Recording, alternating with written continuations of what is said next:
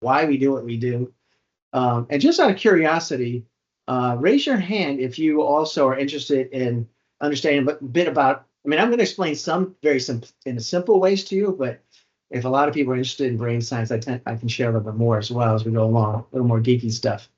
But just do how about the thumb raising icon, thumb raise icon. If you click on the reaction, go click on the thumb.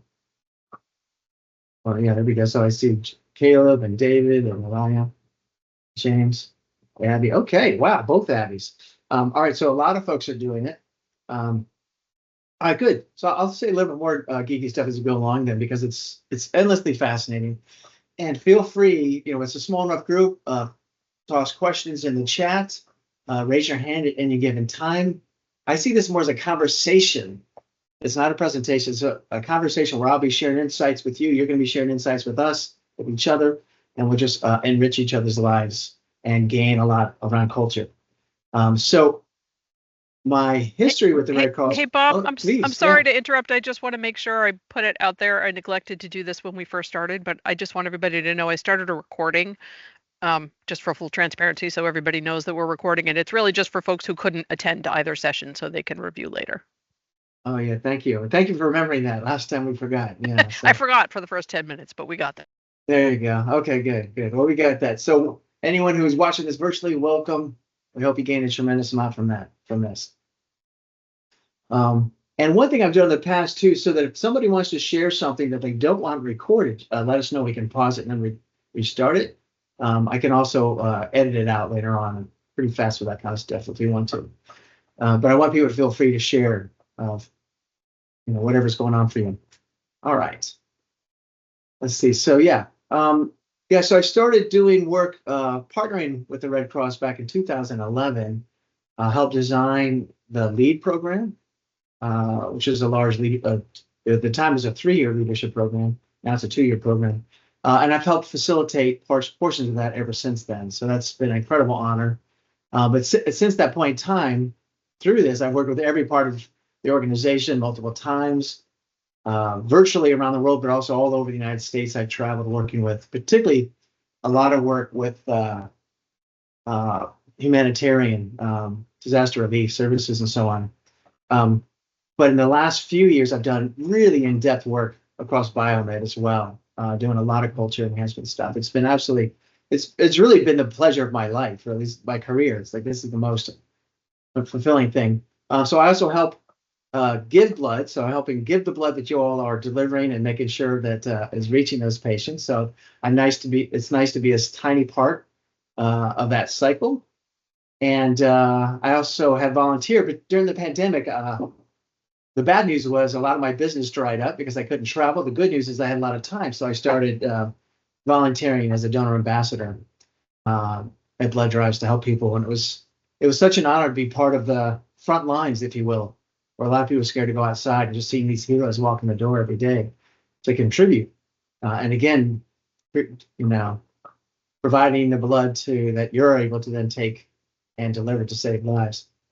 And way back when, I actually was a CPR instructor for the Red Cross, long time ago, back in 1990. So I know I don't look that old. The plastic surgery has really been helpful. But So I go, my history goes way back with it. So I want to dive into a couple of the some really fascinating science. I'm so excited so many people raise their hand on that one. So I'm going to talk about a couple different cognitive biases and how they affect culture and how they affect our lives in general. I'm going to give you a tip right now too. A nice thing is that almost everything, probably about 90% of what we're covering today, well, maybe 80% of what we're covering today, is also applicable for your personal life. The self-development, self-enhancement, being an even better parent, which I can see so many people love that, grandparent, brother, sister, friend, community member, citizen. So these things really do impact us all across our lives. Of course, we're going to focus today on how it affects culture. And the good news is what we can do about it. So I want to explain too, for those that are not familiar, there's two types of major implicit bias. These implicit means they're embedded in our brain. We're not usually aware of them. So there's cognitive biases, which I'll be talking about today. And these are every human being on the planet has these baked into our neural networks. They're part of how we survive and manage the world and just get through the day. That's different than a social bias, which is, what you grow up loving. So, for example, earlier on, I was chatting about football and how, so there's, I believe was it David was the football player? Sorry, I met so many people. No, it was James. Thank you, James. James is football. Okay, now I can see your image. I can see you definitely look like a football player. Okay, for those who don't know, James actually played semi-pro. Very, very impressive. So we're chatting about, so for James, he loves everything football, with as we think of it as in America. But my fiance's sons, they play football every day, but it's with a round ball, right? Because they live in Uganda, right? So it's a very different thing. So they both have their perfectly wonderful social bias about what football really is, what real football is. And of course, social biases can be good things and they can also be really bad things. So, but today we're going to talk about cognitive biases, which underlie these things and how we can help include people, calm people, help people feel part of it. And one of the things I'm hoping that you'll see is that a lot of the challenges and conflict that we experience at work are a natural outcome of some of these biases. I'm going to teach some tools for being able to kind of balance them. And one of the cool things I'm going to teach you about is there's some really interesting cutting edge research around compassion now. And we'll talk more about what that means, but how powerful it is for these biases and how powerful it is for teamwork and how powerful it is for cultures together. So we're going to talk about using that compassion to overcome these biases that stop teamwork, that affect culture, right? So we're going to talk about these things. But first, I want to go back a little bit into what it means to be human beings. If we go back hundreds of thousands of years, our ancestors was in small packs, often roaming around, and they were constantly scanning anyone they met immediately for friend. Are you friend or are you foe? Are you going to help me find food and survive, or do I need to fight you over the resources? That kind of stuff. And even though today it is vastly safer for human beings than it's ever been, there's still plenty of dangers, and our brain is still wired the same way. We haven't changed that much, actually. So our brain, today, we just dress a little bit differently. So now, but we're still walking around thinking our subconscious, right? We're always wondering. And so what happens is this part of the brain, it has to be like this because even though most people are good, most people are decent. So as Michelle knows, Boston has a reputation for being a terrible city for drivers, and it is a very confusing city. But like I was driving with a friend who's like, so we're driving for like a half hour, no problems, no conflict. So we literally passed thousands of people obeying the law. Several people let us in, but then one person cut us off. She's like, "Oh, Boston drivers, they're all terrible." I was like, "Well, what about the 1,000 we just passed?" But our brain is ready to go into that mode anytime. It's like offense or defense. So she went verbally into offense mode right there.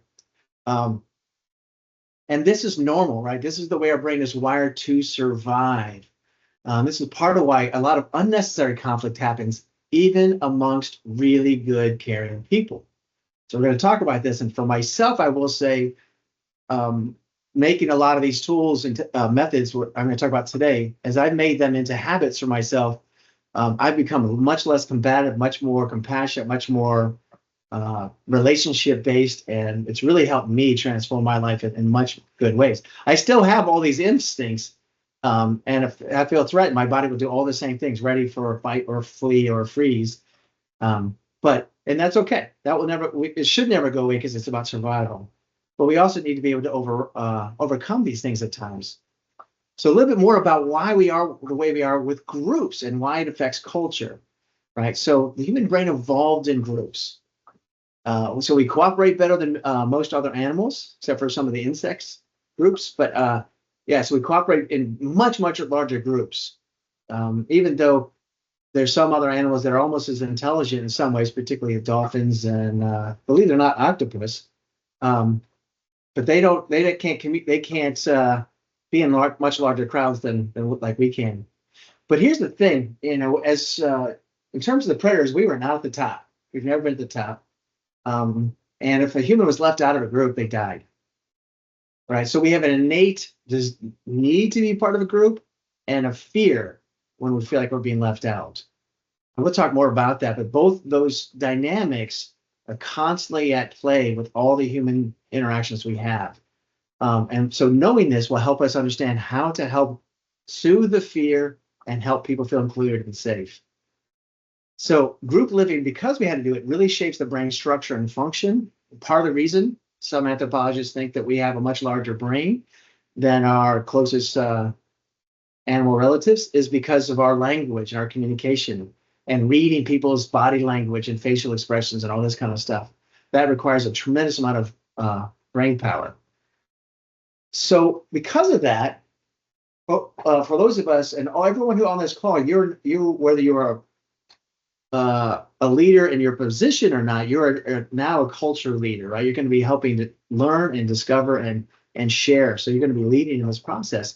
And so all of us culture leaders, we do best when we motivate a sense of group identity, which I've got to say, and I've worked with many organizations over the years. With the Red Cross is the easiest because you have such a powerful mission already, powerful sense of identity, and many other things we'll talk about.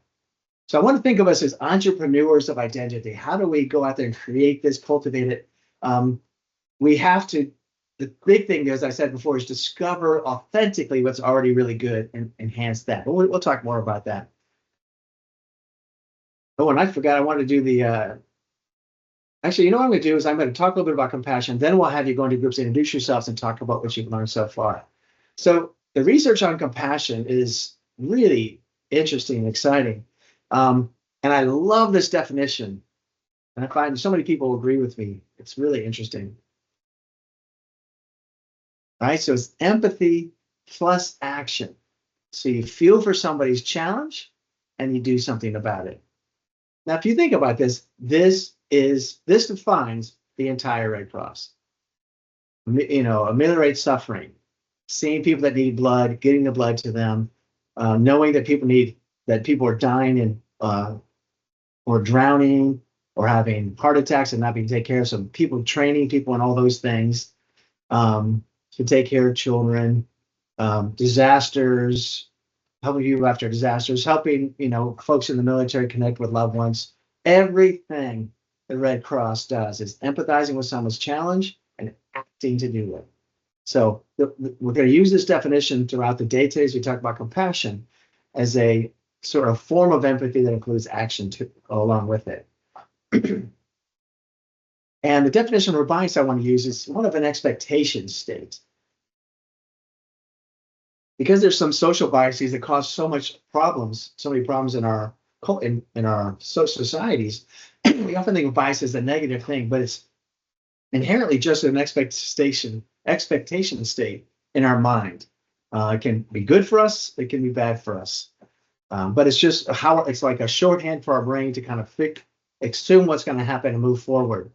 And we'll talk about where sometimes that's helpful and sometimes many places where it's not.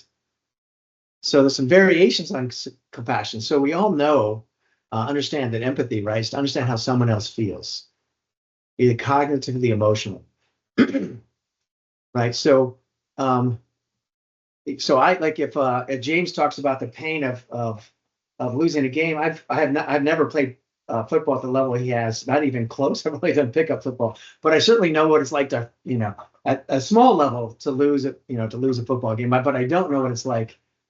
I can cognitively understand what it must be like if you lost a game and you feel like you let down your team, your school, whatever it might be. I'm like, okay, I can kind of guess that, even though I've never experienced that.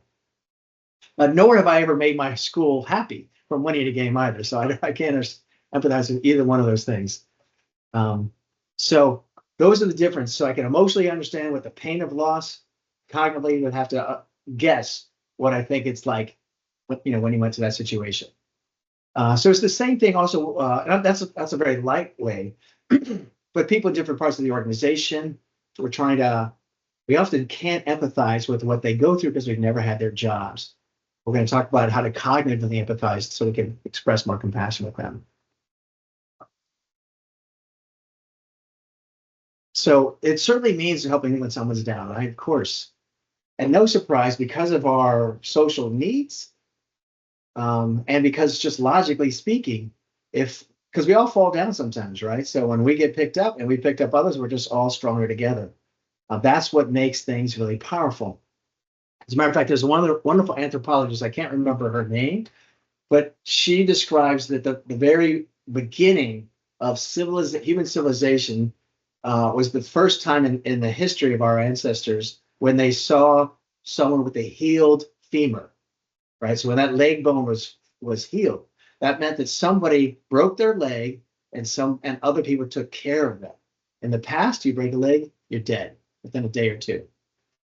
Some animal's going to get you. So when you're actually taken care of and lifted and carried and protected, and then be able to heal, move on, that creates civilization there. That's part of what started making us more powerful than others. So that is essential to our survival. I also want to add an additional piece to this, which is that it can mean authentic celebration, right? To understand their joy, right? To empathize with their joy and be happy with them about it, to celebrate them. So that's also empathy plus action. And this is my sense from the research. Hopefully you agree with me around this one, but I think this is definitely true around culture.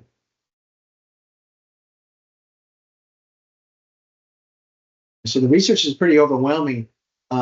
If you're just in survival mode at work, you're not performing very well, you're not enjoying it very well, you're getting through the day.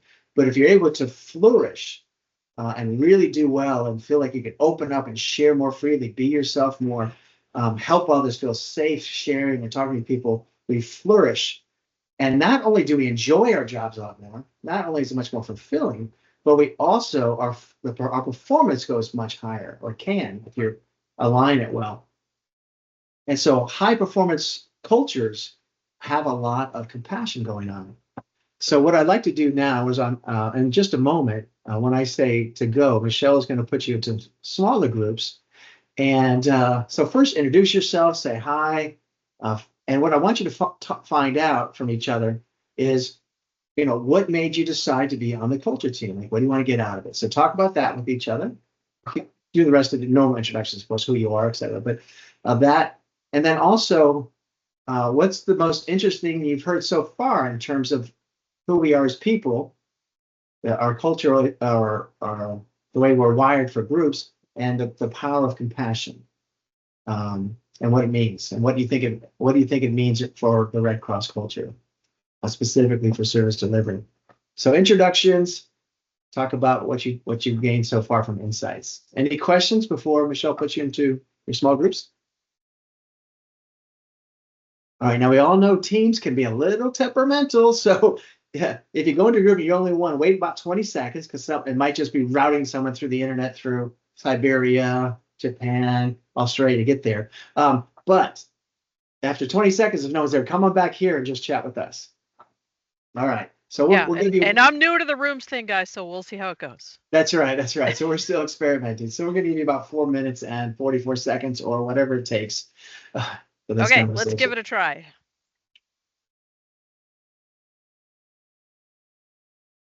There should be a really cool sound as you go, taken away. Well, hopefully. There we go. I see some.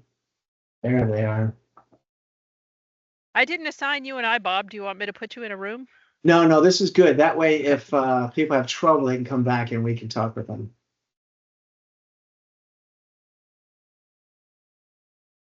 Tanya, welcome. Tanya, did you just join us? I'm trying to join my room. Oh, you're trying. Okay. Do you see at the top of your screen, there might be a join room icon. There it is. Got it. Okay. Sorry. Excellent. Bye, guys. No worries. No worries. I had to figure it out too. I looked at it yesterday going, okay, wait. And then I was like, well, do I assign people now? And I thought, well, no, I'll wait till this morning and see who we get, Yeah. right? Because I didn't want to Yeah. end up with folks in just one person in a room with nobody else there. So Exactly. Yeah. Because if you do it randomly with teams, it seems to also put people that didn't attend into meetings. yeah, Just anyone who signed up, which people is who declined or whatever. Yeah. Well, very because weird. there's like 40 people on the invite list, and when I originally, they were like, "Well, we'll just put 8 people in a room," and I was like, "Well, I don't know if we're gonna have that many people." Right. Right. This is good.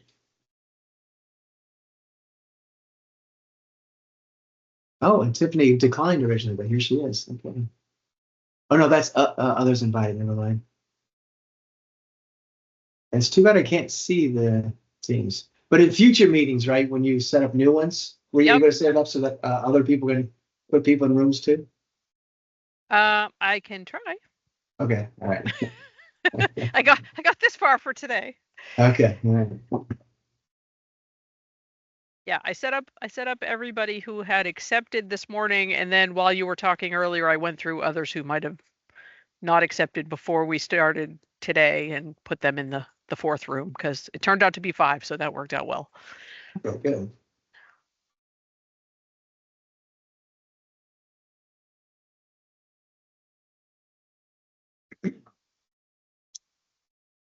Outside of the Red Cross, actually NASA also use Teams, but before that, most of the time I use Zoom, So and I can control everything. I love that. I can see everything and move Yeah. people around. I love that. But it all works. I mean, this is still as even with all the problems it has. Let's just think back 4 years ago. This is miraculous, right? It's really phenomenal. Well, I think about when I started working remotely, which was a lot more years ago than COVID, and it was dial-up then. So Wow. so the fact that we can even video now is pretty amazing. Isn't that something? It really makes a huge, huge difference. And I'm sitting outside. Like, I'm not even connected to anything, right? Which Yeah, is really wireless. pretty cool. Yeah. Pretty cool.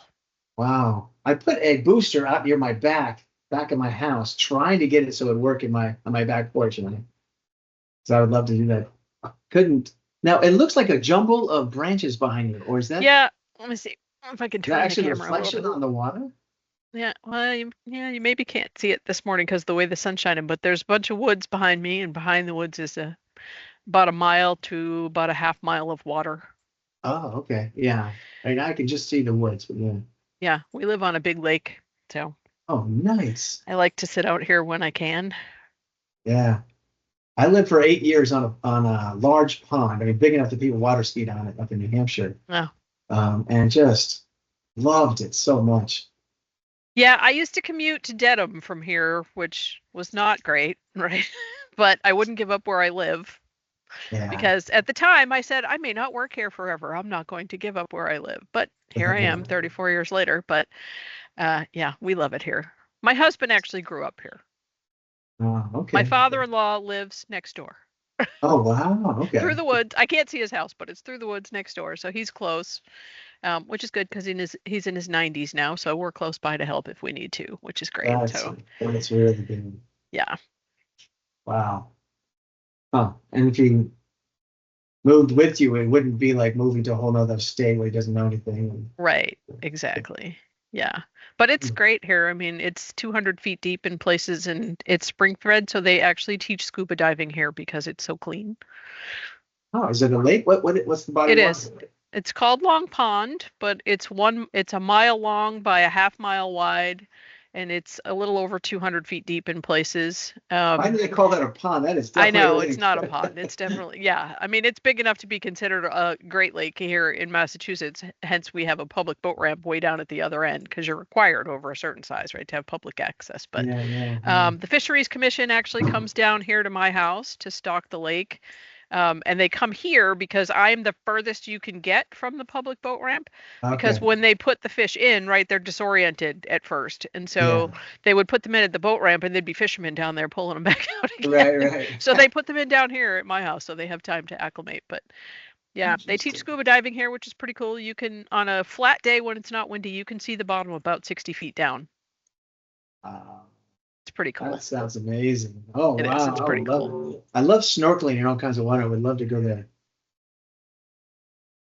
All right. Let's see. Can you send them invite or a message just saying you're going to pull them back in a few moments? How do I do that? I All have a right, so- close room button. I have Yeah. oh, make an announcement. I got it. There you go, exactly. Okay, so what are we telling them? 1 minute warning? Yeah. Oh, yeah. And I didn't think to ask you when you set it up. Did you notice how much time it was set for? What, the rooms? Yeah. I did not. Okay, so it'll probably come back right away. Sometimes it defaults to 1 minute. We'll see. I don't actually see a time setting. No, yeah, that it's one of the weird things about Teams. You can't see it except when you set it up. Oh, weird. Once, if you do set a time, no, so there's a time setting for how long the meet goes, or how long The rooms go. breakout groups go, which I don't usually use because if the people are having problems, they're brought back and they haven't even had a chance to talk yet. Yep. But there's also one where you can set how long, once you hit close meeting, how long it takes to come back. Aha. Yep. Which- So Yeah, which I never So- like to set any clock for that, so I could just say, I'm bringing you back in something silly like 22 seconds, and then yeah.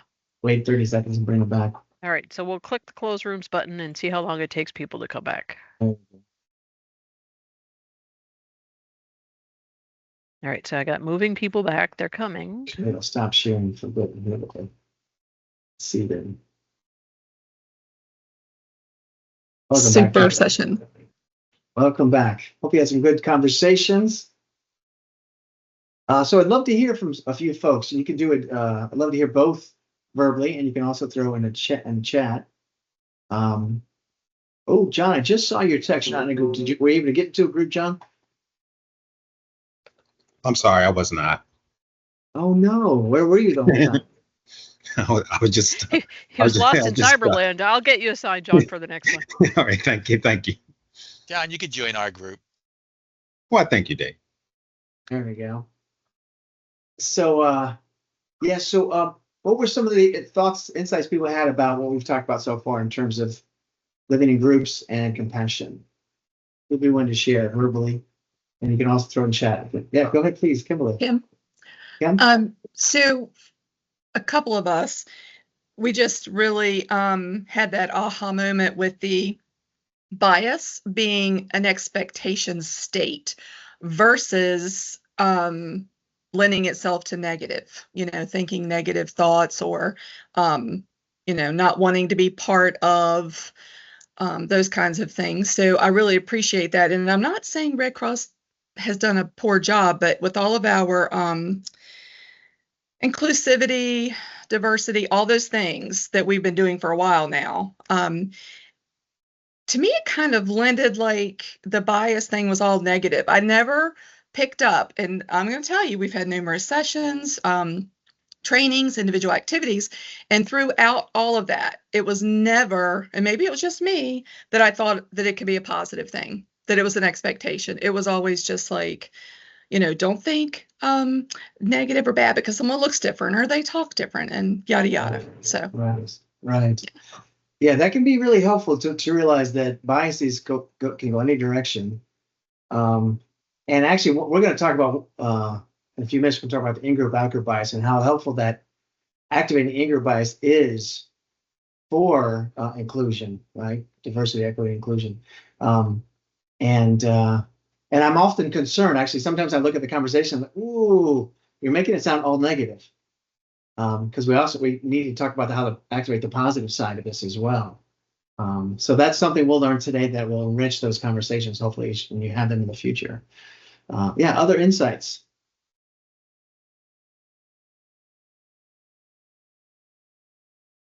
I mean, I think we're all in the service delivery, so I Yeah.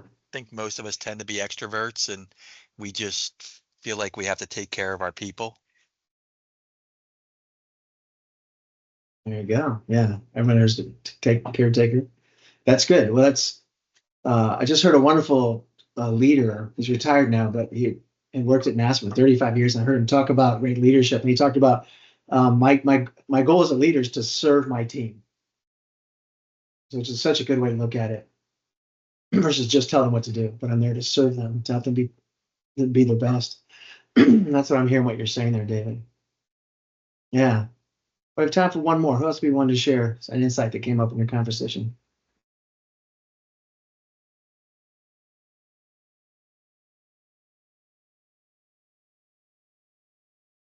Tying into the compassion piece a little bit, right? I've always thought it's interesting, right? Empathy plus action. And I think we do a great job with the empathy piece. Generally, that's why everyone's at the Red Cross, because they feel for others and they feel strongly about things.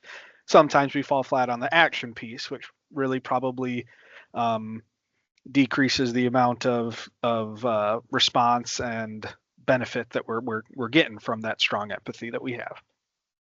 Yeah, and empathy without action can be tiring for us, right? So, and to your point, Caleb, people are, even if whether they start the Red Cross from a compassionate place or not, you stay at the Red Cross because of compassion, right? And particularly for those of you who stay a long time, and it's a powerful piece. And as Michelle was saying before, right, in the day-to-day life, there's so many things going on. We can forget that these are wonderful, compassionate beings around us, right? We can think, oh, that jerk didn't get this done in time, or oh, what, I can't believe they didn't get it, get us what we needed, or they don't really care about us over here, right? So we're going to explain some of the biases that activate those ways, as well as to Kim's point. You prefer Kim, right, or Kimberly? Either one, okay. All right, yeah, as well as the positive bias of how do we feel connected to all of the Red Cross and fulfilled by that, right? So we're gonna talk about both of those from that standpoint. Okay. I'm going to share a little bit more compassion research here, and I want to share actually one more thing, just building on what Kim was talking about. There's that I actually had a talk on this that I've done a bunch of times around the country, but actually, there's been a lot of good research. If you're looking at wanting to increase inclusion, if you want to help create systems that are more equitable, right, and more welcome to diverse people, actually starting with compassion is the way to go, is the most productive way, right? So if Lai and I are in a conversation, we're hearing, sharing our story, but being compassionate with each other.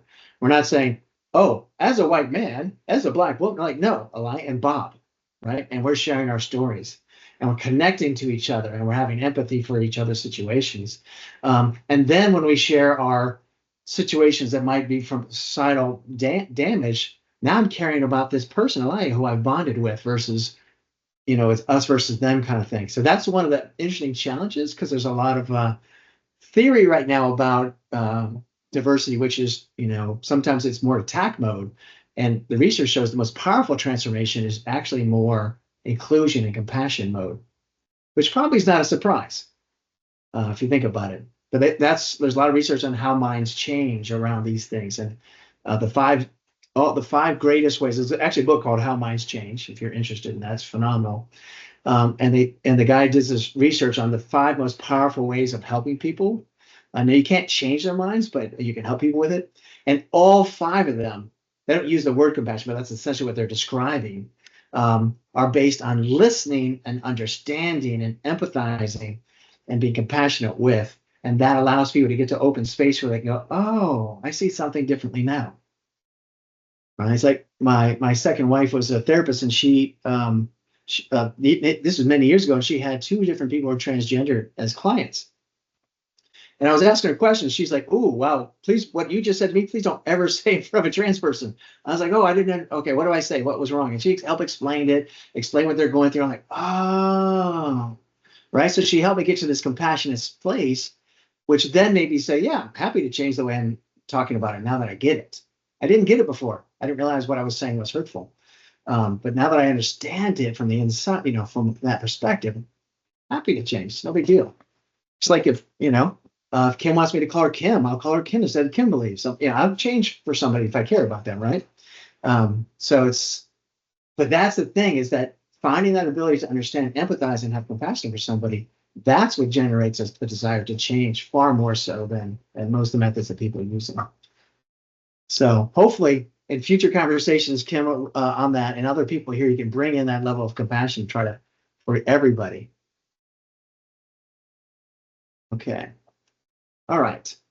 So some more stuff on compassion is really fascinating. And by the way, there's there's an organization called the Compassion Lab. I mean, there's several groups that's all they study right now. They're because it's so interesting and so powerful. We know at the Red Cross, compassion is extremely powerful, but many people in corporations, and some corporations that are purely dollar driven don't know that, and they hurt their performance as a result. So one of my favorite neuroscientists, David Rock, says this: it's a power tool for energizing leaders and teams, and shows that both receiver and giver feel better when we're being compassionate, right? Isn't that interesting? So in empathy, we can feel for somebody, and it's, by the way, empathy is a beautiful thing, but it has some limitations. And so if you're being empathetic with someone, it can help them feel better. But compassion not only helps you both feel better, it builds resilience. Empathy alone can lead to burnout. And so, like, one of the recipes for real resilience, because I mean, the world has always been full of all kinds of challenges and dangers and bad things and stuff like that, as well as wonderful, beautiful things and great people. I mean, I believe, and I've been to 34 countries and with people all over the world, that most people are good and decent. But we're much more aware of all the bad stuff that's happening than we've ever been before in history. So we can easily get burned out being empathetic with so many different causes. So, what I come to believe and feel in my experience is that choosing one or two things or a few things to be empathetic about that you can, and taking at least one of them you can act on, and that builds resilience. So the good news is your job builds resilience because every day you're saving lives, you're acting on your empathy, and that builds resilience. And the cool thing is, it actually makes our brain stronger. So the cortices, so our brain is divided into cortices, different sections, and chronic stress, which releases cortisol, but this is nicknamed the stress hormone, actually shrinks the cortices, makes it harder for connections to be built, and for information to go back and forth in our brain, whereas compassion strengthens and actually enlarges the cortices. So it has a literal, physical, positive effect and makes us stronger as human beings and more intelligent. And it's so fascinating because there's people that are caught up in like scared, really terrifying worldviews where they believe compassion is weakness, right? They're in their worldview, they're always in a fight all the time. And it's very, very sad because we're actually, as I said before, at the safest points in history, even though there is plenty of danger, but they're still safer than ever. And they're not able to enjoy that. And that makes their brain actually smaller. So compassion actually can make your brain stronger, more able to take in new information, etc. And no surprise, compassion builds relatedness between people, which is a huge thing. Matter of fact, the research has shown one of the cool things, just being labeled a teammate increases empathy right away. And even compassion because we're more likely to help somebody. We're going to talk a little more about why that is and how to activate that. But first, I want to talk about one of the most primal biases that first keeps us alive, but also causes a tremendous amount of problems in our relationships, personal relationships, business relationships, culture, society, civilization as a whole. So it's good because it keeps us alive, and it causes a lot of challenge. And it's called the negativity bias.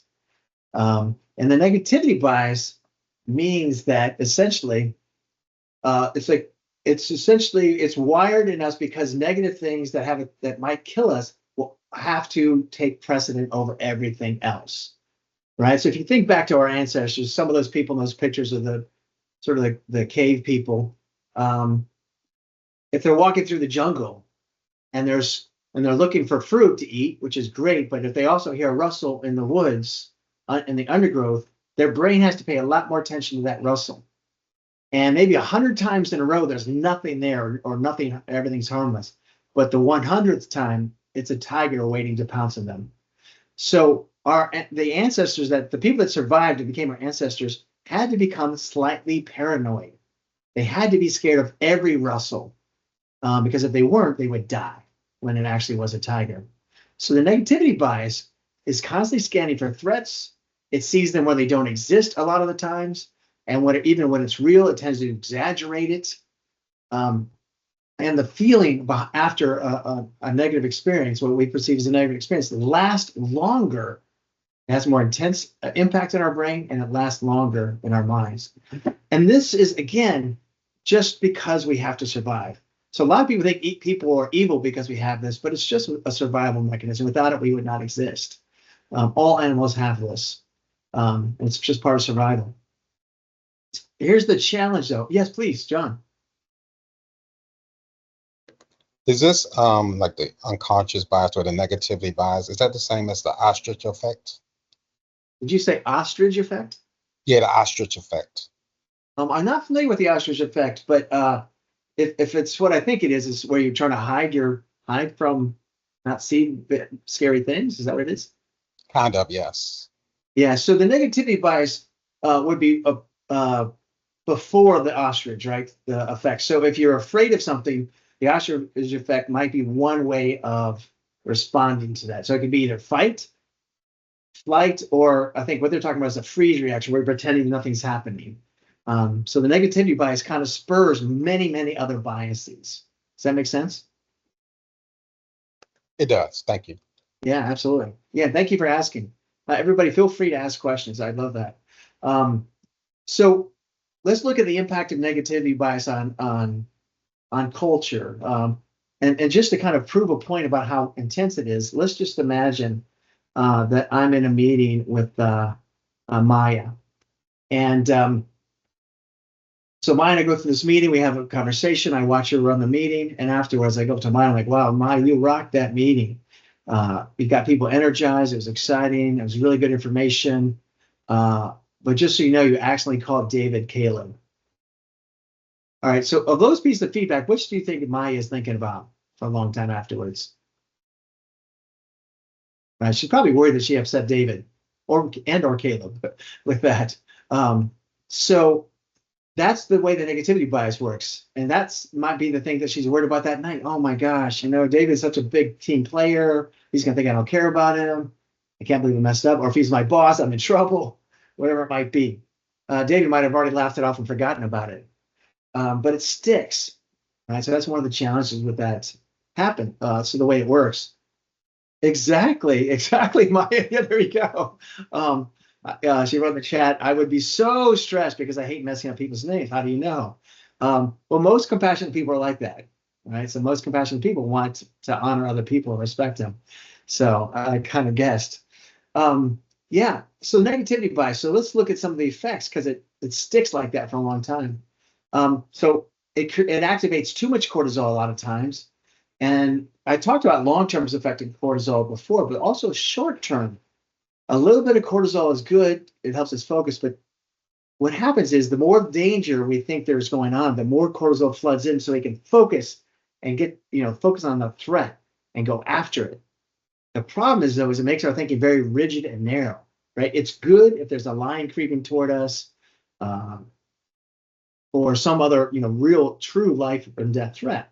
But a lot of times it gets activated when there's not an actual real life and death threat. And one of the challenges with this part of our brain, because for millennia we could not survive without people, social threats feel just as strong as life and death threats. Because remember, without people, without a group, we die. Our ancestors died.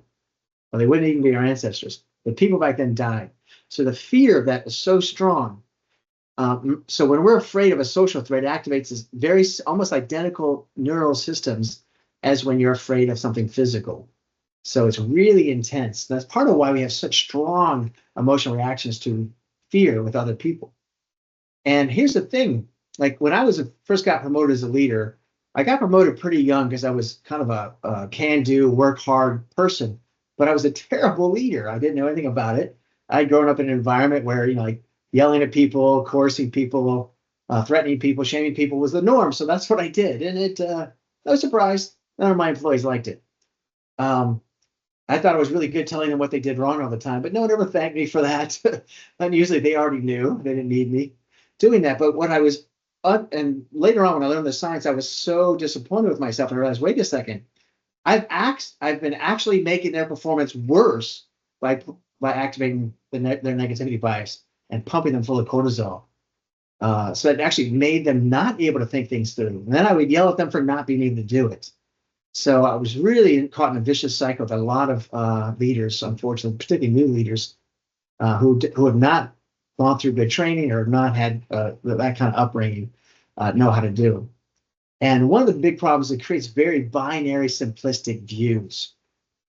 So this is that thing where, it gets activated and, people are saying, oh, all these people are like this or like that.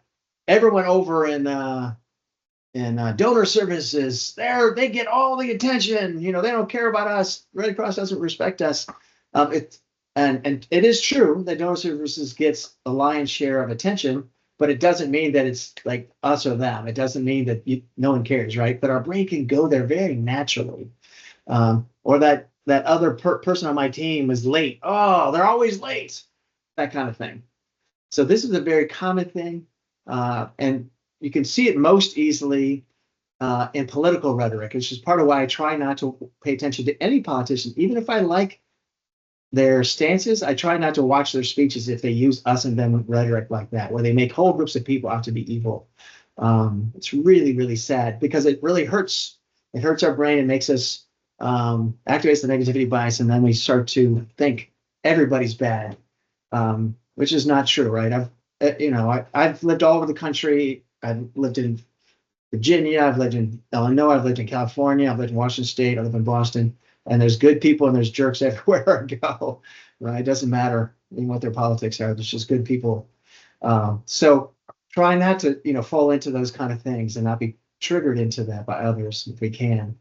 Particularly because it can cause so much damage, in our culture. I'm back to the Red Cross culture here. And so even when a change is helpful, if it seems threatening, we will resist it.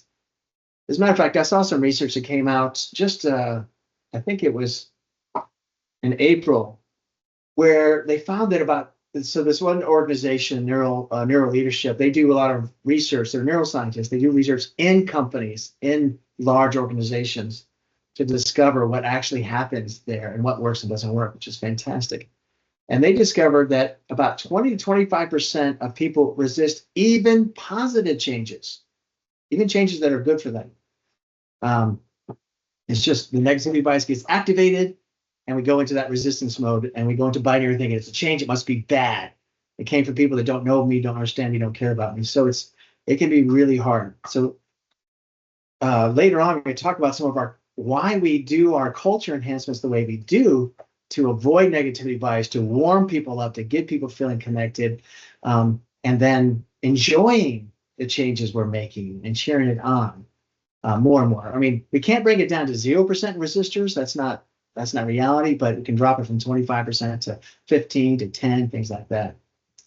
So also negativity biases causes often to see other teams as a threat, even though we're, of course, all one team. All biomed is one big team. Yes, Kim. So since the previous class that I was on, that's just like this one, I've thought about what about folks that don't necessarily want to be on a team, that don't want to be so included. I mean, it's important that we recognize the people we work with, we learn their personalities and things about them so that we can relate to them better. But it just has popped in my mind a couple times, It's like you offer and let them know, and you just have to be cautious maybe with that. I don't know, because it might make them really anxious and upset and then not participate at all, or want, what I mean, run versus gently try to enter. I don't know. I just thought if you might have some wisdom on that. Yeah, I do. And in a couple of slides, I can talk about the in-group out bias, which you probably remember. You were probably one of the managers trainings or something I did. Supervisor, yes. Supervisors, okay, yeah. Okay. So I'll talk about in-group out-group bias, which covers a proportion of the people you're talking about. Yeah, so it's a great question. And I'll get that in just a minute. Okay. Yeah. Thanks. So yeah, absolutely. So one of the things with the negativity bias is, and if I forget, let me make note of it.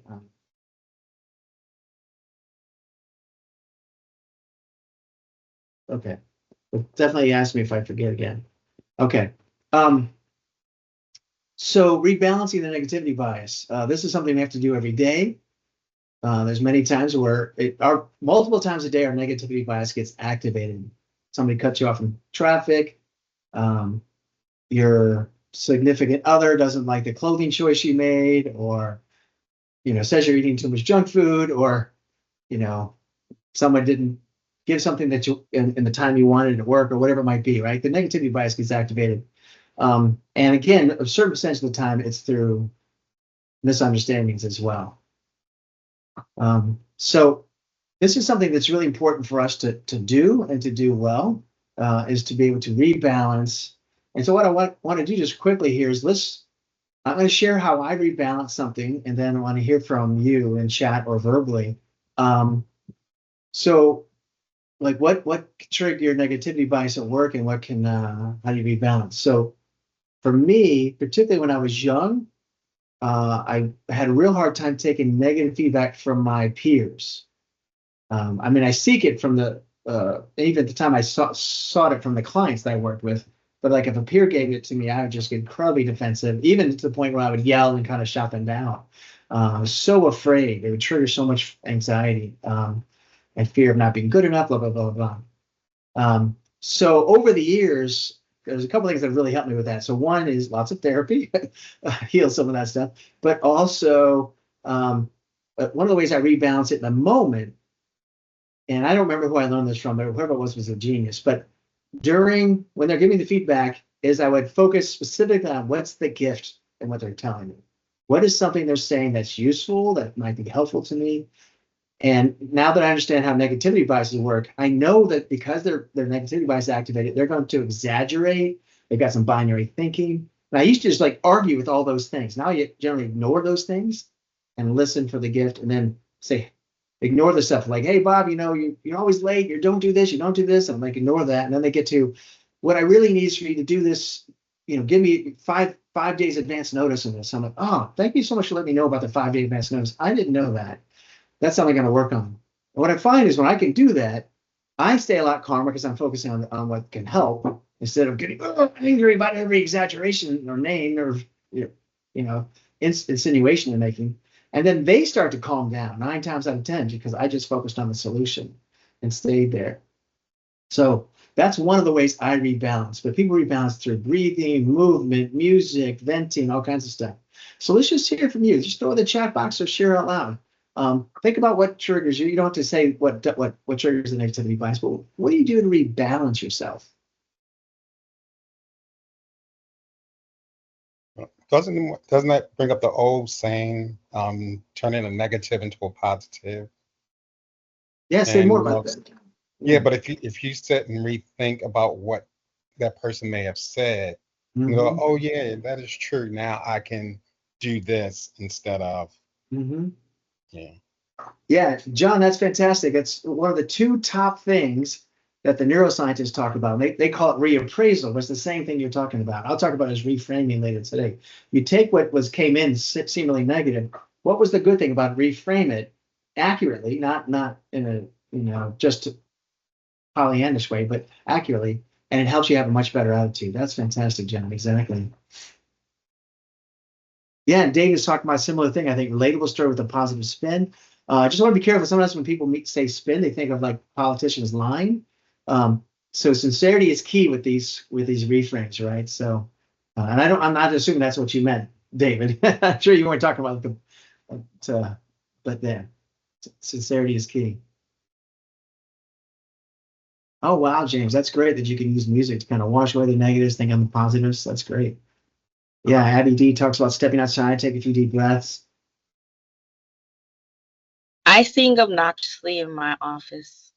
Nice, sure. Nice.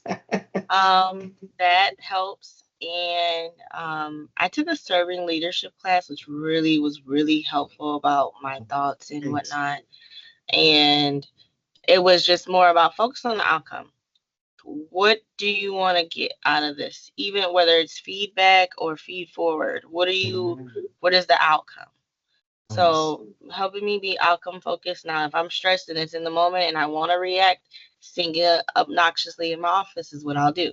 But after afterwards, after I've taken a moment, taken that second, then I'll focus on the outcome. And then I'll go back to it. Nice. I love that. Yeah. So singing, singing, I'm sure it's not obnoxious, but singing can help. I have some people that I beg to differ. Okay. Yeah, so people do different things. So singing, I do journaling now, sometimes to get it out. Back when I was athletic, I used to do push-ups, right? Get out the anger, blah, blah, blah, right, that kind of stuff. Yeah, so there's many different things we can do to kind of help shift our mood, refocus, and Aliyah, sorry. You calling Yes. me a liar? No, I'm just kidding. It's Aliyah. Aliyah. It's Aliyah. That's a good joke. I like that response. Aliyah. I had it right earlier. There we go. Aliyah. Okay. Yeah, so that is really, focusing on the end. What's the end goal, right? Because it takes us out of the simple bias and transcends that. Because when we're in the negativity bias, we can't think of the goal. By focusing on the end goal, what we need to do, it helps us, it activates the prefrontal cortex, right? Whereas all the negative biases are back here in the limbic system, right? So it activates the prefrontal cortex, which can then inhibit it, tell you to sing as obnoxiously as you need to, get it going. So there's a variety of ways of doing that. So one of the things I find that helps alleviate or rebalance the negativity bias is taking frequent enough breaks on video calls. All right, so I want to move on and I'll address Kim's earlier question with the second bias we're going to talk about here. So the negativity bias can also lead to what's called the outgroup bias. And outgroup bias is part of it's a dual bias. It's in-group, outgroup bias. In-group, where you feel connected, right? Friend, outgroup bias, foe, right? So they directly connect to those two things. So I'm going to talk about the outgroup bias first, the foe piece, right? When that gets activated in our brain, what happens, why it happens. And then we're going to talk about what happens when the in-group bias gets activated and why that is and how to do it on purpose more and more. That's a lot of what we're going to talk about is how to avoid activating the negativity bias, or at least minimize. You can't avoid it completely, but minimize how many times we activate others and our own negativity bias, and minimize how many times we activate their outgroup bias, and purposely activate in-group bias because we know it's so powerful for culture, the connection, and all that. So when the outgroup bias is active, well, I'll explain more what it is, then I'll answer Kim's question more directly. But this is sort of the definition for it. Yeah, so you can see why this can get activated very, very easily in many situations. One of the good news is with the Red Cross is that, as a matter of fact, part of the reason why I wear Red Cross clothing when I'm talking to people at the Red Cross is because that makes me look more like you, right? So Red Cross swag, Red Cross backdrops, things like that activate in-group bias in other Red Crossers. So that's the look. So look doesn't always have to mean about like, are you bald like me or skin color like me or whatever. We do tend to have more comfort with the closer that someone is to us. The good news is we'll talk about in-group bias. It helps us transcend a lot of that and feel connected to people. But let's look at some of the challenges around outgroup bias here, right? So there's many things going on with that one, and the effects on culture, what it does right here. So we've all seen this, the mistrust, lower productivity, withholding resources, the prejudging intentions and decisions. There's a woman, she's a neuroscientist. She wrote a really good, interesting book called The Brain-Friendly Workplace. I love that. I've been using the term brain-friendly ever since then. The Brain-Friendly Workplace. And she tells this really great story as a neuroscientist who researches this stuff. And so she works at this university, and she was doing some very important work for the university, and therefore was late, 10 minutes late to this faculty meeting. And she's walking toward the meeting. She's walking down the hall, and she sees coming from the other direction another professor, also 10 minutes late. And in her mind, she said, "Oh, what a slacker."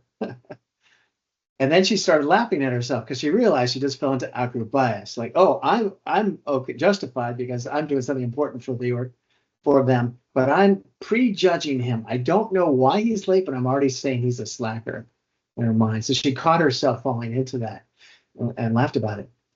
But let's I want to come back to Ken's really good question about someone who doesn't want to be in a group. So if someone has the outgroup bias has been activated, they will not want to join your group. They will see that as a threatening thing or a negative thing. And their outgroup bias might have been activated by something that happened at the Red Cross. It might have been activated by something that happened before they came to the Red Cross, where they mistrust groups or they mistrust connecting with people. It might have happened as a child, right, where they're scared of things like that and they have antisocial dynamics. So antisocial meaning against social connection, right? So there can be a variety of reasons why someone doesn't want to join. What I find is that a majority of the folks that are resistant to joining the group or want to be part of it is because their outgroup bias is activated. And over time, as in-group bias is activated more and more, they start to warm up. So instead of feeling cold and distant, they feel warm and connected. Think about like when you get a hug, right? It feels warm and fuzzy, right? So that's what I mean when I say warm and cold, right? It's a feeling of being cold and distant or warm and connected. And so that person you're referring to, Kim, likely feels distant because of that, something that happened in the past. If it happened at the Red Cross, it's even harder to warm them up, unless you're able to talk it through with them. But if it happens somewhere else, depends if they walk through life, with that kind of antisocial fear. So, and I mean antisocial not as an insult. There's antisocial and prosocial, right? So we have prosocial behaviors, being good to people, treating people nicely, effective. Antisocial things that actually can hurt other people, or at least keep distance from them. And there are some people most people I find warm up over time, a period of time, might take months or so on like that before they warm up and they get their in-group bias is activated and they feel connected. Some people never do. But I find that people that don't like being on a team, as the team gets stronger, will eventually quit because if they can't handle it. And that's actually better for everybody, because you want to perform at a high level. And someone who's not willing to be part of a group will prevent the group from ever being at its highest productivity levels. So that's the interesting challenge there, because if they can't ask for help or help other people, you can only be a low performing group at that point. We really have to be able to help each other. We have to be able to ask for help and all that. So, but I assume everyone around me has the potential to transform first and treat them that way. And that way that everyone can get eventually get an in-group bias will. And those that don't often weed themselves out. But if not, sometimes a leader has to say, we need to love you into another position or out the door so we can have our team be as strong as it can be for the Red Cross's sake. So that was I probably covered a lot of stuff. Did that answer your question, Kim? Yes, it was helpful. I just know some personalities, like you said, if it's from their childhood or wherever, whenever, they say they don't like people. I don't want to be in a group. I don't like people. I just want to be by myself, do my own thing. So I'm always going to assume, well, not assume, it's not a good word. I'm always going to try to include them or want people to be part of. Yeah. And like you said, they will weed themselves out. But I just wanted to make sure that I had a good mental perspective on that I was approaching it the correct way, or my thoughts, were in the right direction on how to handle that. Yeah, absolutely. And we're going to talk more about compassion over time with this, but one of the things I suggest to people is start from a place of compassion.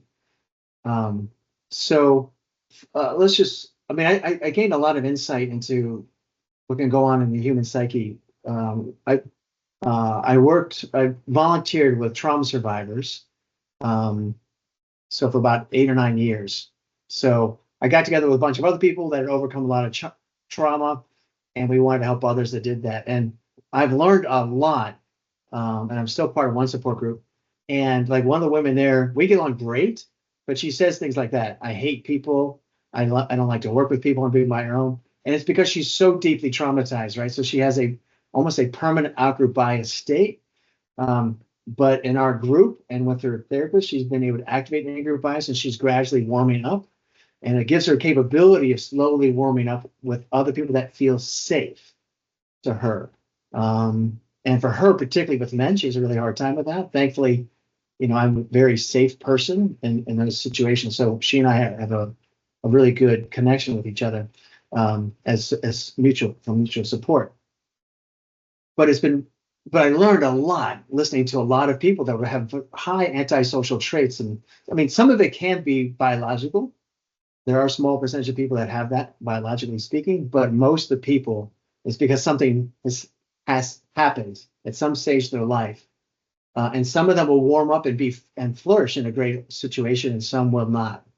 And some will get maybe a little bit better.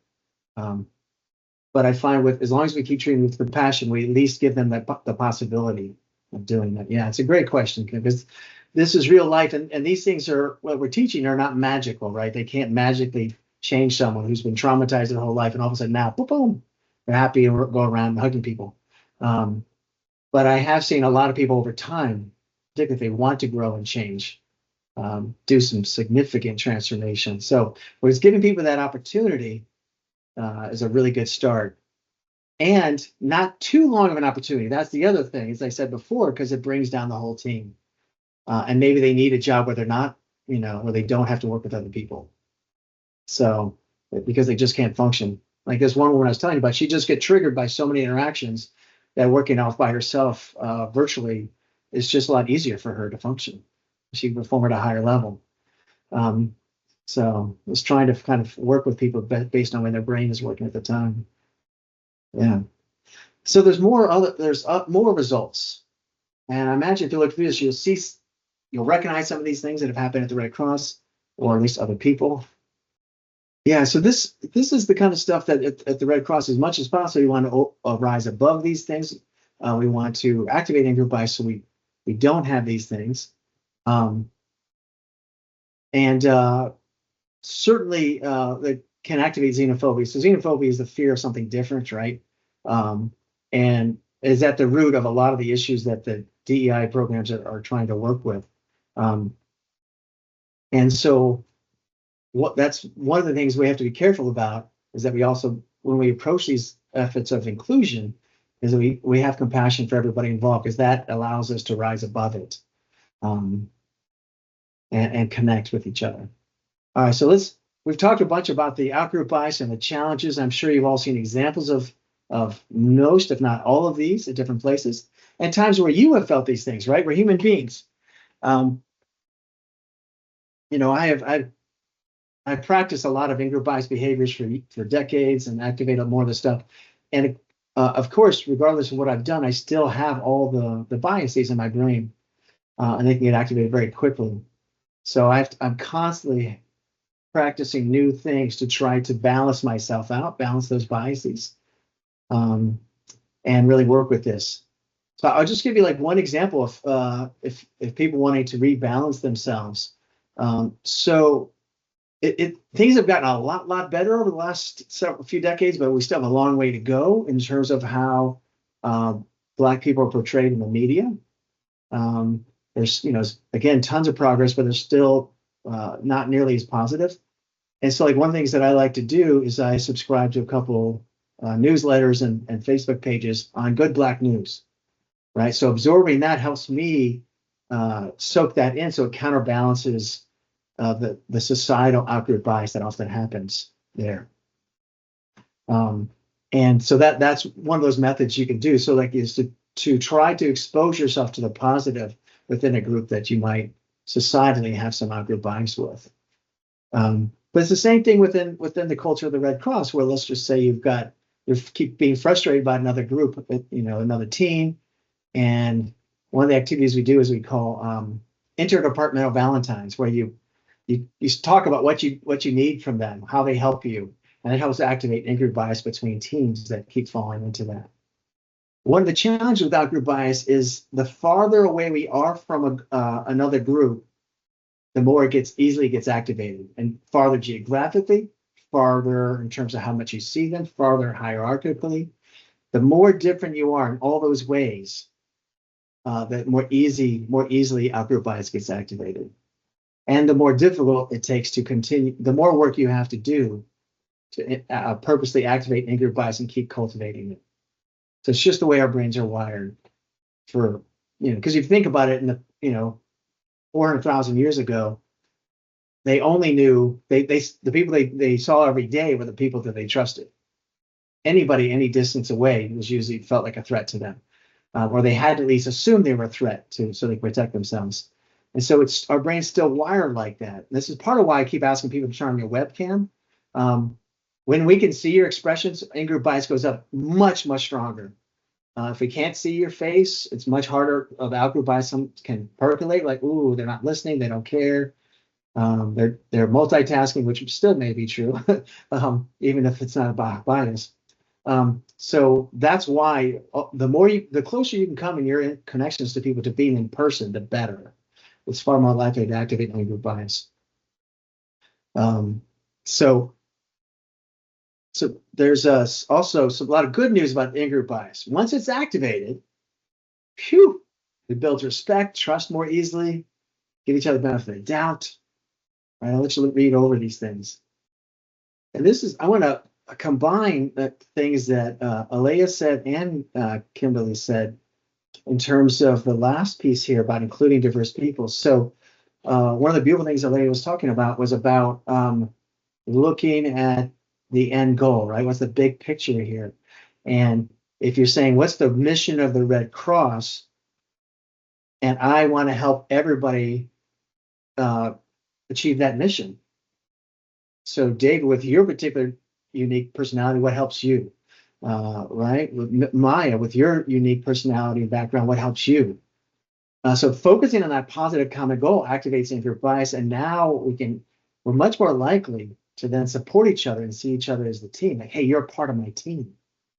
Because truth is, as we said before, obviously, if you think about it, all biomed is one team. You're all about saving lives with blood products. Right?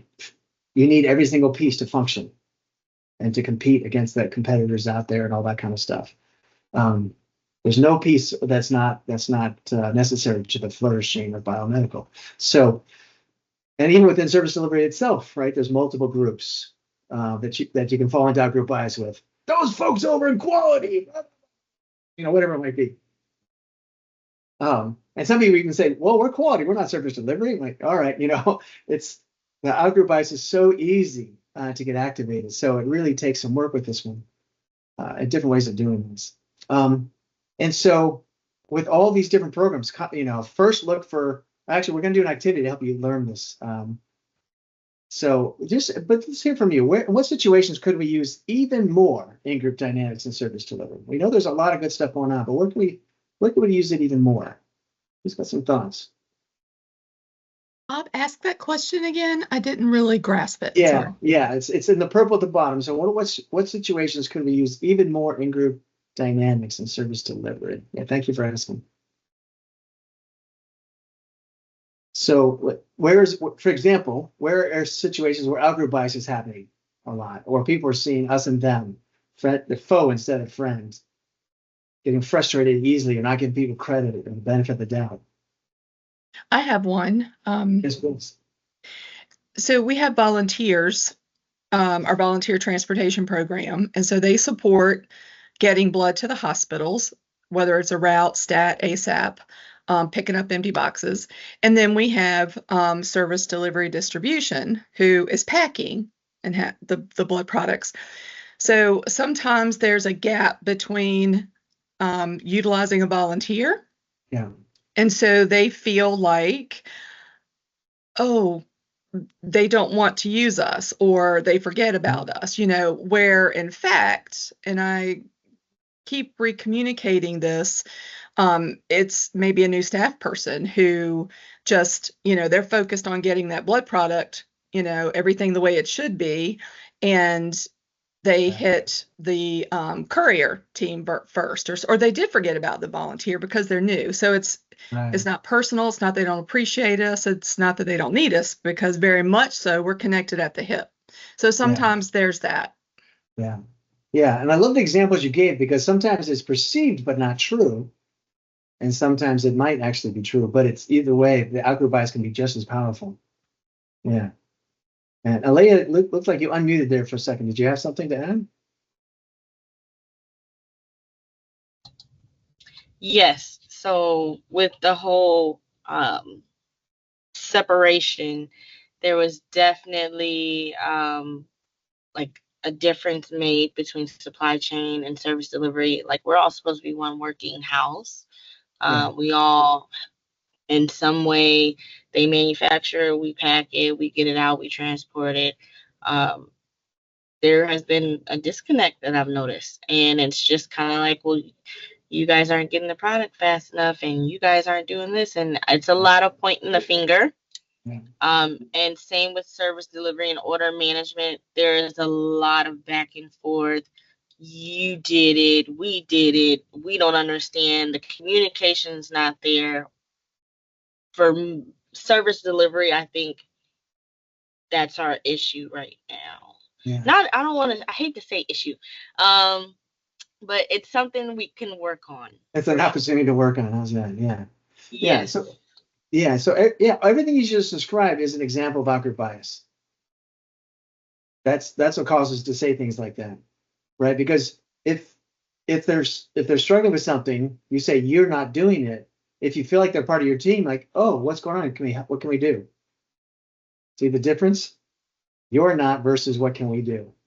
Right. We're all supposed to be one big happy family. We're supposed to support one another, not fight with each other. And yeah, so I see Michelle. Go.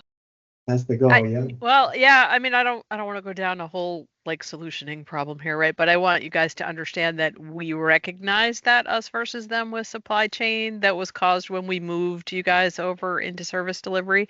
So one of the things that Bob and I and Carol 2B and Celia and others have talked about is once we get all the squads and stuff going for the culture team and service delivery, we're going to try to cross-pollinate between the supply chain culture initiative and ours so that we have some of their folks on our squads and some of our folks on their squads so that we have that cross pollination because there is a ton of synergy between supply chain and service delivery and that all needs to be smooth. So we all recognize that and I think we have a path forward. We're just not quite there yet. There you go. Yeah. I do want to say shout out to supply chain here in Virginia with our manufacturing team because they do tend to include service delivery and some celebrations and things. Oh, good. So, you know, there is some effort in there, relationship building. So I don't know whether it was prompted, by upper folks, but at least it's happening. And so, so that's a good thing. And we're always thankful for that. That's great. Yeah, we got the question this year from a couple of different sites like, hey, we're not really in supply chain anymore. Are we still going to celebrate Lab Week? Because we're not really the lab, right? And we all said, well, heck yeah, we're going to do Lab Week, right? The intent was not to take celebrations away. And it doesn't matter what you call it, right? It's about keeping everybody moving down the same path. Yeah, that's great. Yeah, one of the ideas that's come up in the supply chain celebration squad is, can we have a Red Cross, week where we just celebrate all of us together instead of it being specifically lab or, because each part of Biomed has its own different thing that they celebrate. But yeah, that's a really good point. I love that, Michelle, that you're purposely doing that because as soon as you split a group into two and have different names, that activates outgroup bias. Not intentionally, right? The intention was good, and we streamlined these processes and centers of excellence, right? All these different things to help with the productivity and all that. And no matter how you configure an organization, it's going to set up some in-group and some out-group, just the way our brains are wired, right? There's no perfect way to do this. And once you've done it, exactly what you're talking about, Michelle, is part of the ways to rebuild that where it's been severed. So you want to still be the same culture, the same big team, even if you have different names and different senior vice presidents. Yeah. Good stuff. All right, so let's talk about, we've talked about you can purposely cultivate in-group bias. So let's talk about how to do that. There's a number of different ways. But the way we're going to practice now is something called commonalities game. So discovering things, the commonalities that we have with people activates in-group bias. It's one of the smaller ways, but it's also one of the easier ways to activate it pretty quickly.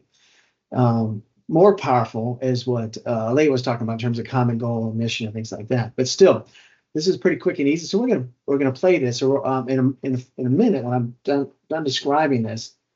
Michelle's gonna put you back in the same groups you were with before, of course, with adding. I think Jason has been added. I think he said, right, Michelle.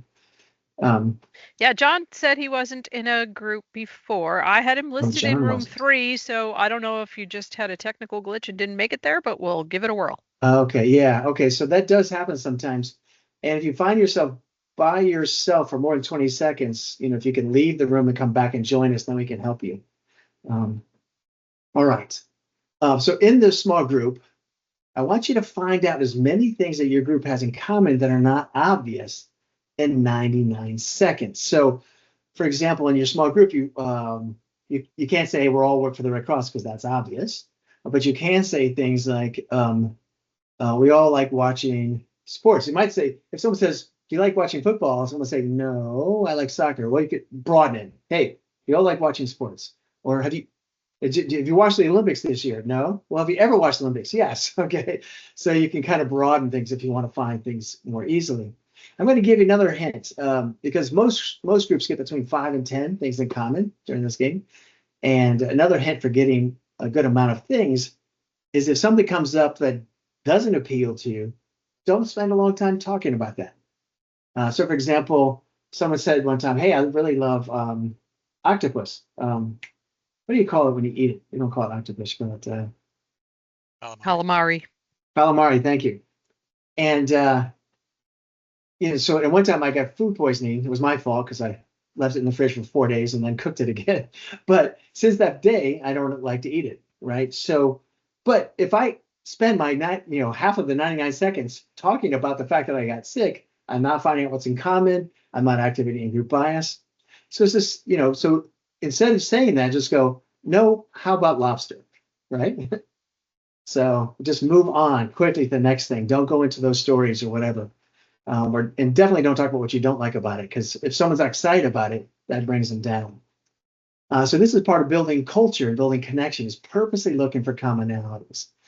So we're going to do this, and let me just quick see. I think you've got approximately, what is it, Michelle, 4 or 5 people per group?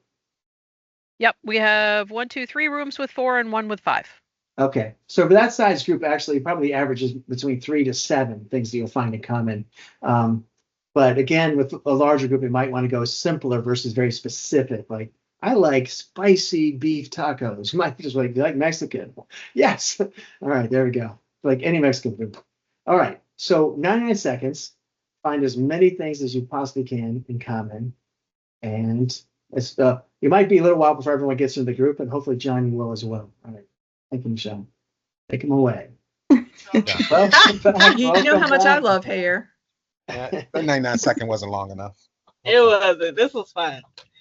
Good, good. Yeah, I see a lot of smiles. I hear a lot of laughter. That's fantastic. And Caleb, it's great that your picture shows you laughing or smiling, big smile. So I'm assuming that you're doing that in the meeting as well.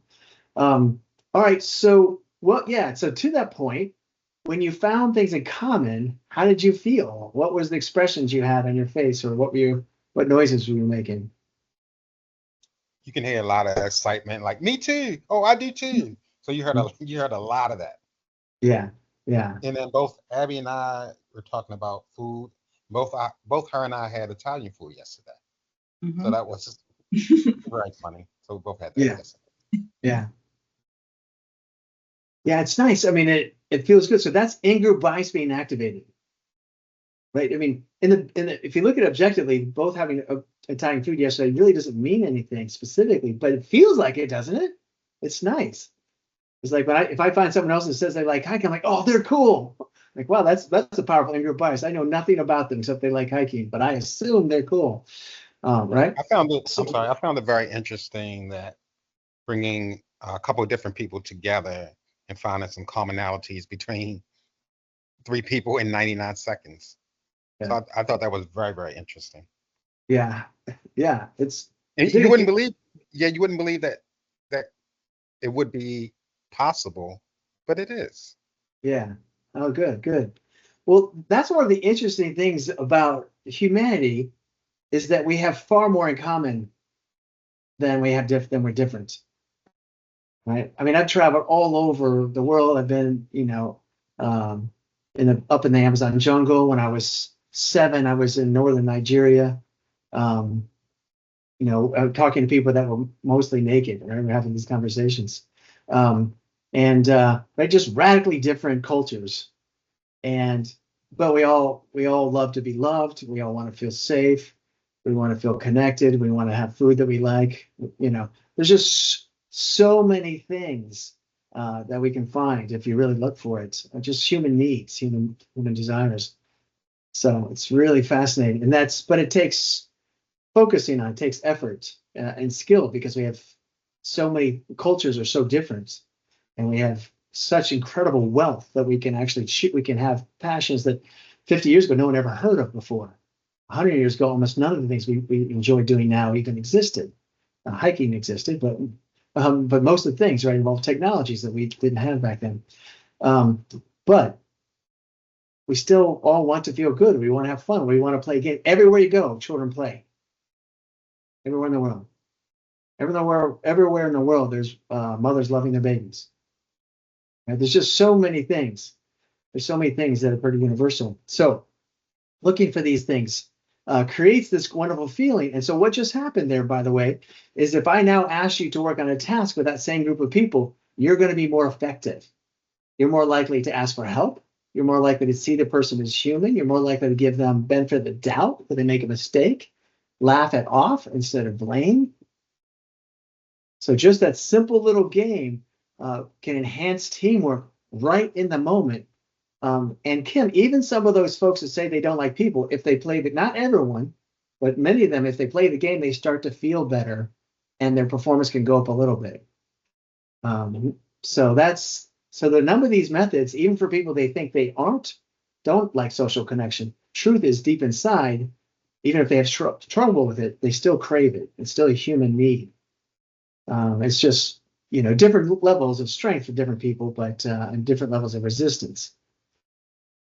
So one of the cool things, one of the lessons here is we can build rapport with multiple networks, right? So I might have, connections with other people that like hiking in one group, other people that like jazz in another group, other people that like helping other people, right? Altruists like us in another group, right? So I can have these different networks of groups that we bond over things that we have in common. And this can be really helpful. And sometimes I'll bond with another bald guy where we're joking and we crack jokes about, our haircuts and things like that and the things we've done. There's nothing really about being bald that means that we're anything alike except for that, but it feels connecting. It's wonderful. So here's a question for you. What situations can you use the commonalities game or another ways of seeking commonalities to help build in-group bias? So that help activate them. I'm going to stop sharing for a minute so I can see, hopefully we can see each other. So what are areas you can do that? Well, Bob, I'm going to go back to Alea's comment of us versus them, right? It's not about us. It's not about them. It's about getting the product to the patient. That's the commonality. We're all here trying to do the same thing. Mm-hmm. So it's not about us versus them. Yeah. We're all friends here. We're all working for the same mission. And go ahead. No, I was just gonna say, I don't know if I have like an answer, but maybe more of a question of like, how can you use this, say, in like I think this would be great at the beginning of a meeting maybe, but I think some people can see like, also, hey, why are we spending our time doing this when we have a million other meetings to do? So how do you have suggestions for how you can maybe incorporate this without it taking up a ton of time or without people having that kind of bias, if you will, on it? Yeah. Two things I'll say. So one is that when you activate this kind of brain chemistry and you feel connection, you get more work done faster.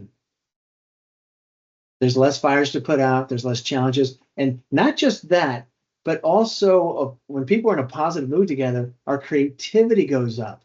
We solve challenges more accurately and more quickly. we're gonna do another game in just a moment that people are like, oh, I don't have time for this. And now, so like, I was working with this one client, they said, oh, we don't have time not to do it because our meetings actually get done early when we do this game. So it's this counterintuitive piece. But it's this thing, if you prime the right brain chemistry for folks with these kind of positive connections, and most icebreakers don't do this, by the way. You want ones that actually help you feel connected to someone. Those are the ones. But I will tell you also another answer is a quick way to do this. I think if you have a large group of people, is to say, hey, matter of fact, let's just do this real quick. Throw your favorite. We talked about pastimes in the past. Throw your favorite pastime in the chat right now, and as soon as you've done that, go through and like and love all the other ones you like and love. So let's just do that real quick. Hey, Bob. Yes, So please. we incorporated this into our Thursday order management meetings. So every Thursday we do foods you like, movies you like, sports you like. So we do this every Thursday. Oh, nice. So even especially because we're so vast around the country, we even do a rep your city, and we try to guess by a couple clues what city you're from. So it's pretty fun, and it's very enjoyable. Yeah, that's the thing. In the long run, it's really cool because it builds the connections, it builds support, and we tend to work a lot better together. Yeah, so Kim, that's a big piece, right?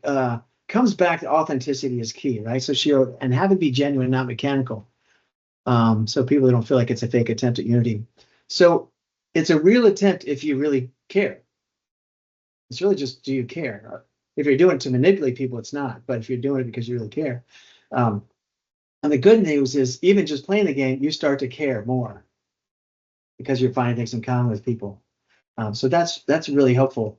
And you can I also do this without doing the game many times, where it's just, I'm meeting someone new, and I ask them questions about themselves. And as soon as I find something common, I start to say, oh, me too, and we start talking about that.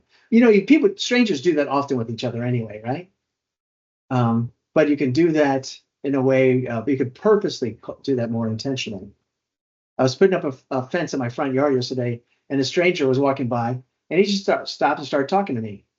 He's like, oh, I'm a maintenance worker. And I'm like, oh, can you give me some tips on this? And he ended up hanging out with me for like an hour and helped me put up the whole fence. And we were, bonding over, we both like people, we're both social, we both travel. Even though we look and we have very different accents, we look different, but we're totally bonding over the stuff we had in common. And so authenticity is a key piece here, as we're saying along the way here. So there's another activity which I think is also really, really helpful to do. It activates. So this one activates specifically for activating in-group bias and juicing us up for greater creativity. And the next one is several times more powerful at doing the same thing. There's also creative ways of doing it. Hey, Bob, before we move on. Oh, yeah, actually, before I do, John, you had a question, didn't you? I did. Yeah. I don't want to, hopefully this don't get off topic or off track, but I just wanted to hear your perspective on one's upbringing when it comes to their compassion and their bias. And I know that my compassion now does have a lot to do with my upbringing. I do have a lot more compassion as opposed to when I was much younger, but it did have a lot to do with my upbringing. I just want to hear your perspective on that. Yeah, so there's a lot of interesting research about that. So if you were exposed to helping other people as a child, essentially, so there was plenty of things that didn't go well in my childhood, but one of the great things was my family took in people that didn't have a home, a lot of children, and that taught me the joy of helping other people that had less than me, and to appreciate what I had. And that was a powerful, powerful piece there. And the church that my family went to when I was a kid helped the refugees from other countries. adapt. So I learned from a young age, just growing up, that hey, these are interesting people. And I also love that I found out that Indian people have the best food in the world for me. Totally fell in love with it as a young kid, and ever since I've always been my favorite type of food. So those experiences can make that kind of difference. People that grow up in environments where they don't have exposure to that, or they grow up with essentially dominating power structure, like people are physically assaulted or emotionally assaulted, or whatever, they often struggle a lot more. And there is a myth that some people have, well, because you've been through bad things, therefore you know to be good. Well, no, actually, it's the other way around. It actually weakens you and you're more likely to be the other way. However, if you've gone through a rough childhood and you go through a healing process, that makes you more compassionate. If you change your life around, that it's the changes that make you compassionate. Being compassionate to yourself makes you more compassionate to others. So never give the hard experience the credit, because the research shows that people go through those experiences are generally weaker as adults, not stronger. There's some exceptions genetically. Some people tend to bounce back from trauma much more strongly, small percentage of people. And there's one other thing about upbringing that is tough. We all believe, all human beings, we only know our own experience, and we tend to downplay the role of luck in our life. And so people that are born into wealthy homes or with a lot of power tend to assume, and this is just the way human brains desire, it's not that they're bad people, but tend to assume they got it because they deserved it. And other people don't work hard if they didn't. And there's some people that are very successful and they work their way up, and the research shows that it's often about 50% luck. Like they're looking at astronauts who are like the most incredibly competent people in so many ways, right? And maybe like 800 people all vying for 11 positions in this astronaut training program. And when they did the research on the luck factor, they found that 10 of them, they were there because obviously they all did the right work. They did all the work, but 10 of them, it could have easily been somebody else. Only one of them purely did it, like it was purely all grit and what they accomplished. And so unfortunately, if things come easily to us, or we have easy luck, or in the popular parlance right now around DEI stuff is privilege. If you have a lot of those things, it's a lot easier to take it for granted and not appreciate how lucky you are. So unfortunately, that can undermine compassion as well. So it's actually very, very helpful for people that live in very cushy environments or very sheltered environments to do volunteer work, go and have a project that's extremely difficult, so they can learn and they can learn from that process, and even from failures to realize, oh, I thought it was magical, but no, I can fail too, like everybody else. Those things can be helpful. It doesn't mean you want to purposely hurt people to make that happen, but just let them be exposed to challenging things in life. There you go. So that was probably a lot more complex than you're looking for, but does that answer your question, John? Yeah, very well expressed and constructive. Thank you. Okay, yeah.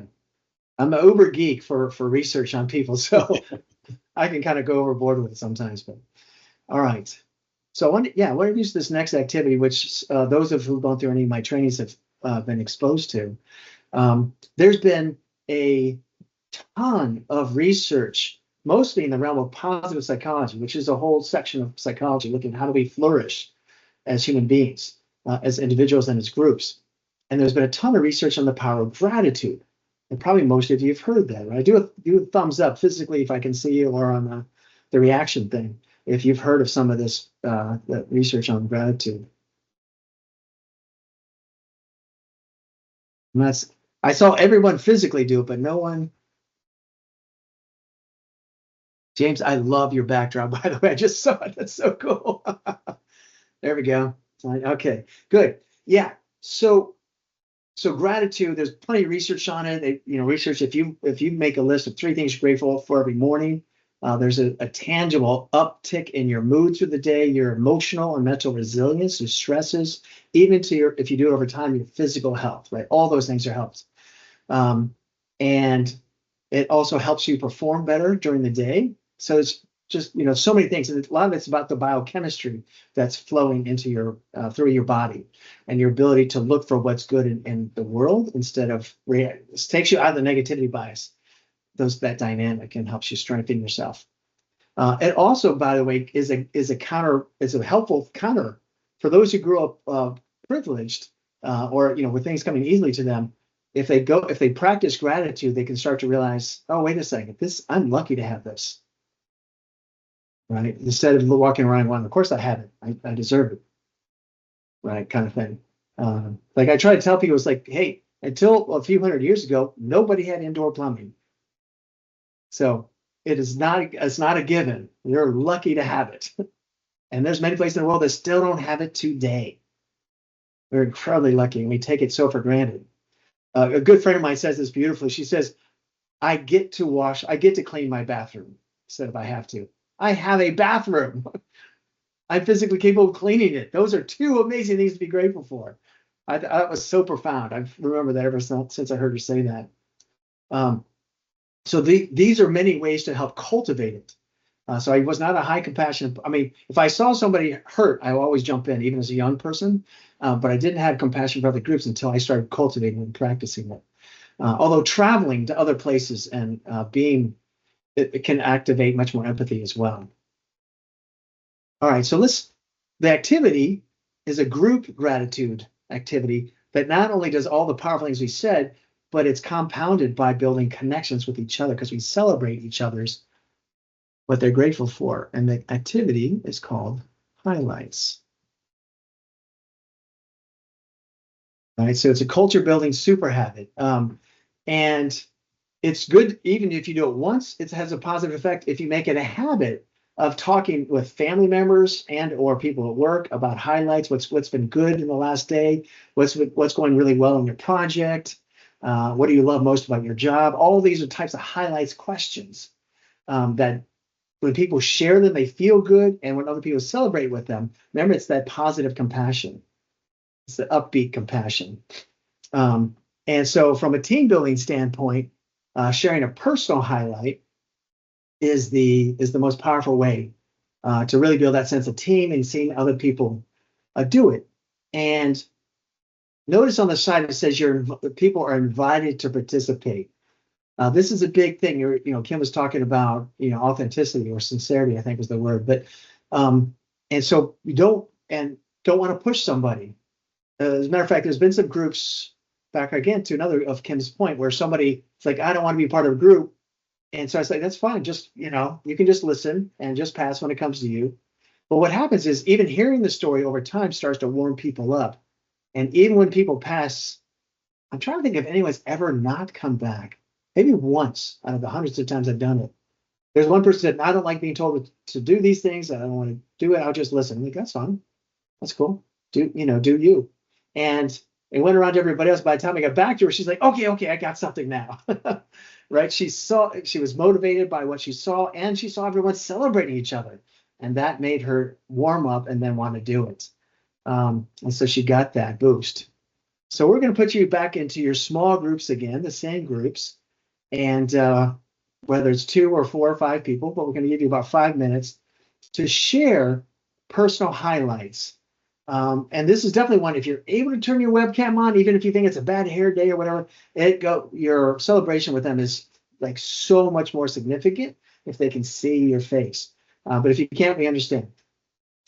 Okay, so you're going to go in there, celebrate with them, whether it's, applause, yay, saying we're happy for you, snapping, smiles, laughing, whatever it is. It's just literally just saying, hey, that's amazing. I'm so happy for you.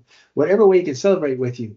Again, both people, the person being celebrated and the person celebrating, both gained from it. It's positive for both of us. So it's a mutualistic situation. And notice that you're going to discover what really makes them passionate. You're going to learn what drives them. And so the same thing, if you do this from a work situation, you get to learn what makes people passionate and happy. And so you can tap into that and help drive that and support them in that. Any questions about the activity before we put you into your subgroups? So let's hear from you folks. What was it like doing hearing people's highlights and being celebrated? It felt great. I felt supported. I think I now wanted to hear about other people's things that they wanted to celebrate and share and that they were happy about. And I love supporting other people. So that was great. Nice. Yeah, so that's an in-group bias, right? I now want to help others. I want to learn about theirs. Yeah. Let's hear from some others. Yeah, speaking with Dave and just hearing how much he loves his family and how he celebrates all of their wins. I'm recently got married in January and we're looking to start our family. So it's nice to kind of have that glimpse into the future and see how fulfilling it can be. Congratulations. That's fantastic. Thank you. And there's something powerful about being able to see Dave's heart in that, isn't it? You can see him as a whole person, right? With a lot of love. Absolutely. That's great. Sorry, somebody else is saying something? We celebrated John because his student loans are a done deal now. And I just think that is just amazing. And part of it is because he worked at the Red Cross, in Absolutely. this. Yep. Yeah, so Exactly. that's just like awesome. Thank you, Tanya. Yep, exactly. It's because of me being employed at the Red Cross. Wow. Wow, that's fantastic. That's a big deal. Yeah, so sharing the highlights with the team, and you can share many forms. I'll show you in a minute, actually. Yeah, I'll show those in a minute. But and by the way, this whole slide deck is on the team site where you can go to and you can look at it. You can see the list of different kinds of highlights activities you can do. And most of these, by the way, have evolved at the Red Cross where I taught it, and I was hearing all these ways that people be using it. And so I made a list of all the best ones. So this is one I was saying before that it can actually help save time. There was, I think I already told you that story. So, but yeah, it's really powerful and it feels good. And I've got to say too, by the way, it's really good for families. If you make this a daily habit, like the first day or two they might have trouble coming up with something, especially if they're not used to you asking about what's good in their life. But over time, you're training them to look for what's good. You're training them to focus more on what is positive, and you're strengthening them, and you're also strengthening your relationship with them. It's very powerful, particularly because it's very easy, and this is a good thing for aspiring parents to know, is that once you start parenting, it's easy to start to respond primarily negatively to all the things that aren't working. And so building in habits like this helps really have a much stronger relationship between parents. But even I was doing this with a culture event process with a factory in Ohio about 7 or 8 years ago, and there was one guy. He's a supervisor on the factory floor, and he worked third shift, and his wife worked during the day. And during the week, the only time they had to talk was while he was driving home and she was driving to work.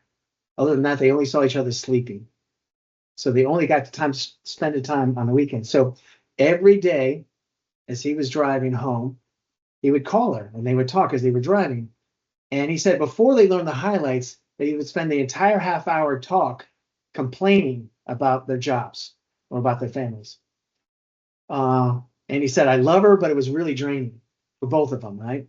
And so they started doing the highlights, and he said it totally transformed their conversation. They felt a lot more connected. The conversation, not only were they sharing highlights, they were starting to share romantic things about each other again. It just shifted away from that negativity bias-driven habit. Right? So the negativity bias, because it's not only is it really more powerful, but that part of the brain is 20 to 30 times faster than the part of our brain, the prefrontal cortex, which can think about positives and things like that. So it often jumps in and gets us complaining, venting, whining, whatever it is, and essentially bringing everybody down. Now, I want to be clear. Research does show that about 20% of venting is productive, but about 80% is counterproductive. So I find with your families, if you share highlights first, then if they still need a vent, it's probably something they really need to talk about. But I found that with my wife at the time when we were doing this, it dropped the venting period from like 15, 20 minutes every day, just a few minutes. And sometimes we didn't do the venting at all. We just felt good about what we just shared and moved on. So it's really, really powerful tool. So I'm asking you to do two things right now. First is to write in the chat box where you might practice highlights. What situations, like with family over dinner, at the beginning of a meeting, interdepartmental connection. And even if it's a large group, you can have 2 or 3 people share highlights. Other people do like love, hearts and stuff like that, reactions. And as soon as you're done, go ahead and start your break, and give you a little longer break this time so you get some food or whatever. So we're going to go till 1/2 past. But yeah, and I'm going to put that in the chat. So but yeah, let's first share where you can do your highlights, and then go take a break. And I'm going to stick around for a few minutes too if there's any other questions we have. Ooh, team hugs, that's a great one. Especially small groups. If they're large groups, by the way, if they're in person, you can also break into small groups. I think groups of 4 or 5 is really good. Oh, Abby, I hope you do that with your family. Yeah. Oh, both Abbies. Yeah, it really can be powerful.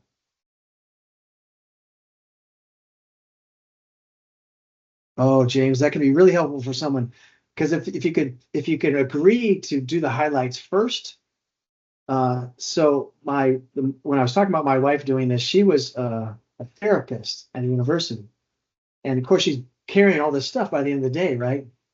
And we started this when we were first dating, and so I fly a lot for my job, and I would sometimes stop by her house on the way to my home. And I remember one time going, oh gosh, do I have the energy to go listen to her talk about her day? I'm like, oh my gosh, this is the woman I love most in the world, and here I am, not sure if I want to spend half hour with her. And so I brought it up. I'm like, I'm really like burned out on how much we talk about bad things in the day. And so I created this from the positive psychology research, and we started doing it, and it really changed the dynamic. It was very powerful. As a matter of fact, I realized after a while that I had unconsciously thought she was bad at her job, because all she did was complain.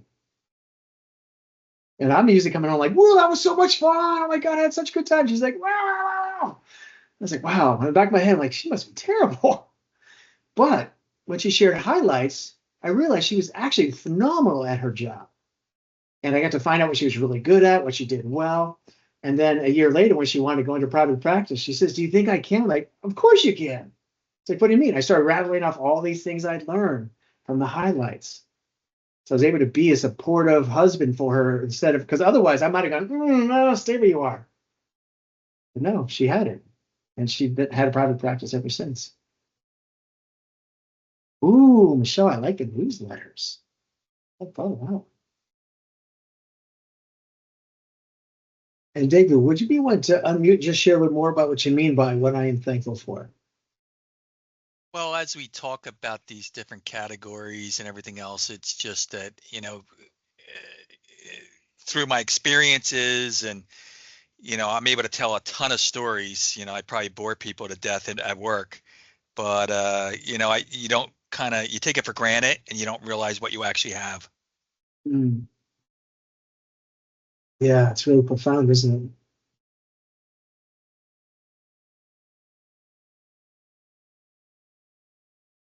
it? Our brains, to your point, David, our brains do something that psychologists call normalizing. That regardless of what our situation, it gets really bad for a while or really good for a while. Like if they found like people that win huge lottery tickets, right, in the multi-millions, they get a spike in happiness for a while, and then within a month, it's back down to the same normal of happiness. You just get used to whatever it is. Even people that have disabilities, sometimes they go really depressed for a while, and then often comes back fairly close to where they were before. So it's kind of interesting. But yeah, to your point and Abby D's point, practicing gratitude can increase your level of compassion, appreciation for life. So we have to actively, purposely do things to counterbalance that. I see that with couples, that they're so happy when you first get together about all the things that you're bringing to the relationship, but within a few months you take it completely for granted. and you only 90% of the conversation is about what you're not doing right. And it's a sad thing because we can chip away at the most beautiful relationship of our life through that just normal human pattern of normalizing the good and allowing negativity bias to dominate our conversations. So this is a great antidote to that as well.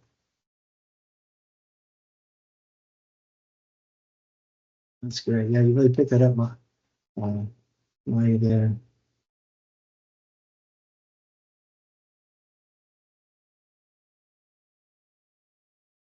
I won't have time to cover it today, but I actually have a video. I'm going to give you all access, if you're not already there, to all the different videos we've created on culture.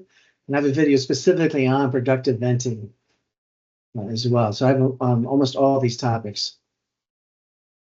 All right, so yeah, so thank you for the 5 of you that have written so far. I'd love to hear from everybody else as well. What was your top insight so far? Well, I told you this in Vegas, Bob, but I continue to sort of latch onto it. But for me, it's kind of a self-awareness thing. When we initially did this the first time in Vegas, I definitely had one or two of those, oh man, I do that moments where it was like, yep, I can see where I'm doing that now and I got to work on that, right? So it's kind of that self-awareness, recognition of stuff that I might be doing to contribute to it. That's great. That's huge. Yeah, for every bit of this stuff that I'm sharing, when I first learned, I was like, oh, wow, look what I'm doing. Oh, man, I want to get better at that one. Yeah. We'll talk about the 10-to-1 later. That was the one that I felt like I hit by a truck. When I learned about that, I need to make a lot of changes. All right, what about you other folks? Love to hear from everybody. What was your top, if you missed the question, top insight of the training so far? Yeah. John, it's called the in-group bias, but affinity bias is very, very close. Oh, I'm sorry. What's the correct terminology? I'm sorry. What's the correct terminology? That's all right. Yeah, in-group bias. Right. Okay. Yeah. That's the ones when you're drawn into the same people with the same background, same belief, correct? Exactly. Okay. Yeah, you're drawn to them, and yeah, you tend to see them as safer. Yes. Give the benefit of the doubt, all that good stuff. Exactly. Thank you. Yeah, you're welcome. Well, Abby D, you made my day by saying you have my Energize book on there on your wish list. That's great. It's on my list to read sometime. Nice. There you go. Excellent. Yeah, and that covers the book covers a few things I don't have time to cover during the culture stuff. So hopefully find out. And then you'll see some of this as well. Alea, that is a really powerful nugget of wisdom. You just put it here. So she wrote, others' perspectives on compassion can encourage one to evaluate their own actions. And I think we need those checks and balances. Yeah, if there's one of the most powerful lessons when we start to understand our biases is realizing how we cannot see life accurately. We're not capable of seeing people as good as they really are. We're not capable of valuing them over time, the people that are dear to us, as much as we are able to. And so it's really, really helpful to have checks and balances, really helpful to have practices to stop and think about what you're doing and be appreciative of what you have. And the great thing is, of course, particularly like if you're thinking about it for your team, over time, it starts to build a stronger sense of connection and loyalty to the team, particularly in teams that have high turnover. But it's also retention. Greater retention takes a lot longer. You can boost moves pretty quickly, but over time, retention does start to go up and get better. But it does take a while. Because we need to see enough change. We need to feel some things. We need to see some things that mean a difference. Enough things need to happen before we start really seeing a tick up. But it's very, very helpful.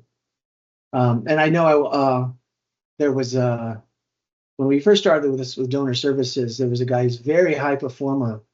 He's a collections man, or still is a collections manager, and he came right out and he said it during a venue interview that was being put together around the movement. And he said, I was just starting to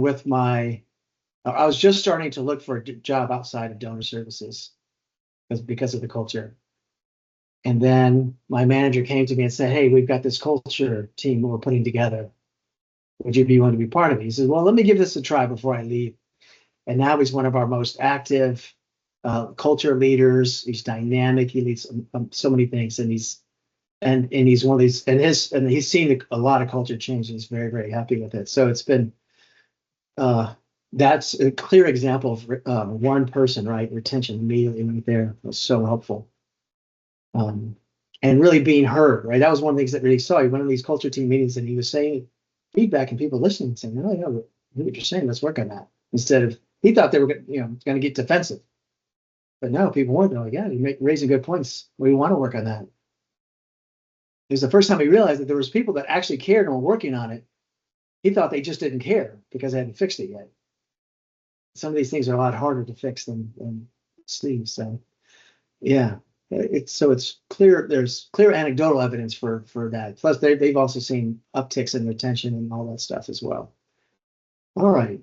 So hopefully you had a chance to look over the list as well. You can think about where you can use highlights in your personal life, in your work life, where it might help. If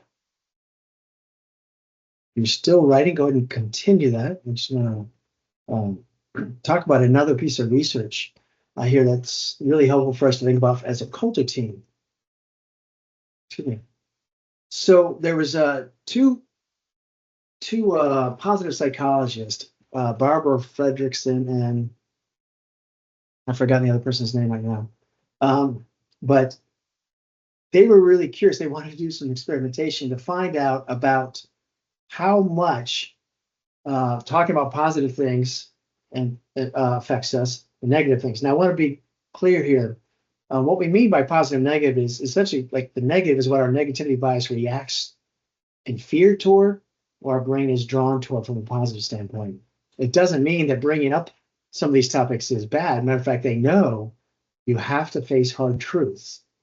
And as we said before, positives need to be authentic to work. But they just want to find out in general things that tend to our brain sees as positive or as negative, right? It's scary, threatening, or rewarding. And they want to see, is there a ratio? Like, is there some sort of ratio about how many positives you have for every negative? They knew that positives tend to be more motivating for most things. Some situations, negatives are a little bit more motivating for. But for most part, positive. But they also knew you had to have a balance. So they wanted to figure out, is there a real ratio? And so what they did was they did experiment with this one company. They had over 1,000 teams, and they came in and they to these rooms. They were just their conference rooms where they set up video cameras. So they call them capture labs, where they recorded them working on their plans for the next year. So they're all working on real life projects. And one of the things that made this experiment really good is all the teams are already rated based on their performance. So they essentially had 3 different categories of performance. So there's the high performers, there's the average performers, and the low performers. And afterwards they had graduate students go through and tally up the things that have a positive impact or negative impact on the brain. And then a lot of stuff was neutral, but they look at those 2 categories to see what was there any correlation between the level of performance and the way they talked. And they found a very strong correlation indeed. And so they found out, and this is, by the way, the research that really hit me like a truck, because they found out that the low performance teams had 1 positives for about every 3 negatives. Ever been in a meeting like that? Oh my gosh. That's where I first pulled out my hair the first time. It was that bad. So very, very negative. No surprise, they're the lowest performing teams. And so that was a lot of low performance teams are in that range. Now, the average performance teams were 6 times as positive. They were 2 positives for every 1 negative. Now, when I first read this, I realized that I was a little bit less than 1-to-1, because I thought 1-to-1 that's mathematically balanced. But what I didn't know at the time is that the human brain is not a machine. And think about that. It's not a machine that you can just be balanced about. It's not math. It has a negativity bias that disproportionately weights the negatives. Plus, most of your time, like when you're hired to do something, is to actually deliver bud, not to not deliver it, not to not mess up, but to do it successfully. So you need to spend most of your time talking about what does work, what is working, how to it, what's our next steps, right? And the low performance teams spend a lot more time complaining, pointing fingers, challenges, things like that. So here's the thing though, for the high performance teams, there was a range of about 5.6 positives for every one negative, all the way up to about 11.4 positives for every one negative. So quite a range, but they're much higher than people had anticipated. Now, what they did find that was interesting is that the teams that were their positivity ratio was 12-1 or higher, their performance was less. They were not high-performing teams. And why do you think that is? Why do you think talking a lot about the positives and not enough about the negatives, what does that do why does that lower a team's performance, do you think?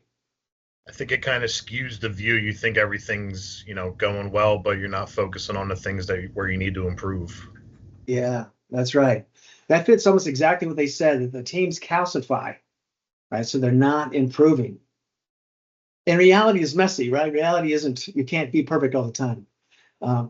So they're really good about talking about successes. They're really good about generating ideas, talking about highlights, talking about commonalities. They're good at these things, these teams are. But if you don't face the hard truth off frequently enough, right, about 10% or so of the time, you're not going to be adapting. You're not going to be fixing things and adjusting. And high performance teams, no surprise, even when they talk about the negative things, they don't do it in a blaming way. They do it in a we way. We're fixing this. We're solving this. Here's our challenge. You said you're doing this. But they're still facing the hard truths. So what I look at is, when you're looking at that, is aiming for around 10-1 balance, right? So it's up in the high end of the high performance teams. Now, the good news is you don't have to be the one who does all the 10, right? So if you ask people to share their highlights, you've got your 10 just by everybody sharing. If you ask people what's been working well so far, you get your 10 just like that. You don't have to be the one doing it all yourself. So you can recommend these activities or these tools for getting people for teams to be able to share a lot more. Highlights, commonalities, all that gets to the 10 really quickly. So that gets a lot of good brainstorming, a lot of thought thinking. And one of the biggest things, and people often forget about this, and I certainly did as a young leader, is not telling people what they're doing right. I spent almost all my feedback was negative. And the research shows you actually want to give a majority of your feedback about what people are doing right. So to reinforce that, solidify that, train them around that, help them know that you receive them, you respect them, you believe in them. So 10-1 is a big one. So I'm not going to ask you to share this necessarily, because if your score was as embarrassing as mine was, you don't have to share that. But think for yourself, where do you think your ratio is right now with your team? And if it's below, like if it's way below 10-1, what can you do to get it closer to 10-1? If it's above 12-1, how do you think you get closer down? So your team is facing the hard truths more often. So you're down to about a 10-1. But wherever you are, what can you think about where you are and what can you do to get even closer to 10-1 moving forward? And that part I would like for you to throw in the chat. You don't have to tell us your ratio, but what can you do to get even closer to 10-1? Talk about some of the three major factors for enhancing culture, and what are some of the things that each of these factors needs. And it was great to see how many of these things you covered. So number one here is creating psychological safety. It's that bunch of research done in Google and some folks at Harvard Business School focused on this. It's like the foundation for high performance teams. That's the ability to speak up and share ideas, both good, crazy ideas, but also concerns. It's one of the big things we talk about this is celebrate progress other groups have made. This is a big thing to help teamwork. This activates in-group bias and all this stuff as well. Oh, by the way, when I'm done talking about this, I'm going to ask you to share which one of these you want to do even more of. Well, yeah, or do even better. So in other words, label behaviors instead of people, right? So like that is that neuroscientist was saying, instead of saying someone's a slacker, just notice that the person's 10 minutes late. I'm not going to label the person. I don't know why. That gives you, that changes the way you talk to them, changes the way you behave around them, and they'll pick that up. And of course, another thing around psychological safety is make it safe to bring up new or controversial ideas. Very important. And there's countless more, of course. I'm just putting like 3 or 4 of the top most important things in the research. And around activating in-group bias, right? So if you have that, now you can have in-group bias much more easily. So positive common goals, we've mentioned this before, very, very important to activate in-group bias and to help a culture move to the right direction, right? So service delivery has a positive common goal. It came with a culture vision of listen, empower, deliver, save lives. So this is a powerful one, and this is something we're going to be focusing on again and again and again as a culture team. Saying this is our positive common goal, and we're going to include people, everyone, getting input on this and ideas on how to achieve this. And one of the things that research shows, and this is missing from a lot of culture programs, is clear, easy to recall actions that each person can take to help. That's why I teach so many specific tools. And I can tell you about the 10-to-1, tell you about compassion, and then I share highlights so you can use that and I share commonalities. We talk about looking for what's good in things, how to be compassionate with people. All of these become clear, easy to recall actions you can take. If people don't have these, they go out saying, "We need to do better. We need to do better," and we don't. We need an action to make it happen. And this is the thing the Red Cross, of course, totally is amazing at, which is common identity swag. The shirts, the hats. I have several pairs of Red Cross socks. I have hats, a Red Cross jacket. So I just love all the swag, and I love it. I'm also very proud to wear it out and about. I'm always hoping people ask, "Hey, what's your connection to the Red Cross?" So I can tell them proudly. That's what I do. So these are all very important, right? So we need the safety, we need activating group bias, and here's the thing: this creates warmth. However, to actually transform culture over time, to enhance it, all these behaviors need to become habits, not just a one-off event or just for a week. They need to become ongoing habits. So you have these positive common goals. Now you need to communicate them regularly. Keep talking about them. And if you're including people and you have clear, easy to recall actions, you need a majority of people doing these things with support. When you get a majority of people doing them, culture is just a powerful transformation. And also, this is the key one here, celebrating most positive steps and attempts. And I'm curious, who can say why? Why do we want not just to celebrate the positive steps, but also the attempts? Why is that important? Is it because they're interested and they're not giving up? Yeah. So, and for everyone who's interested in the brain geekery, so what happens is when we get praised for something, authentic praise, it releases a flood of dopamine in our brain, right? Same thing as like a video game or someone liking our post, things like that. Like when you go up a level and all that, when someone says, "Hey, good job," right? So it releases dopamine, and what dopamine does is it goes over the neural networks, and whatever we've just been talking about, it makes us want to do that again. So we've heard about positive reinforcement and the power of it for a long time. Now we know there's an actual neurochemical dynamic behind it. And you can use it for those who love video games. Sometimes it can be easy to overdo it, right? Because the game can keep releasing dopamine and you don't want to stop.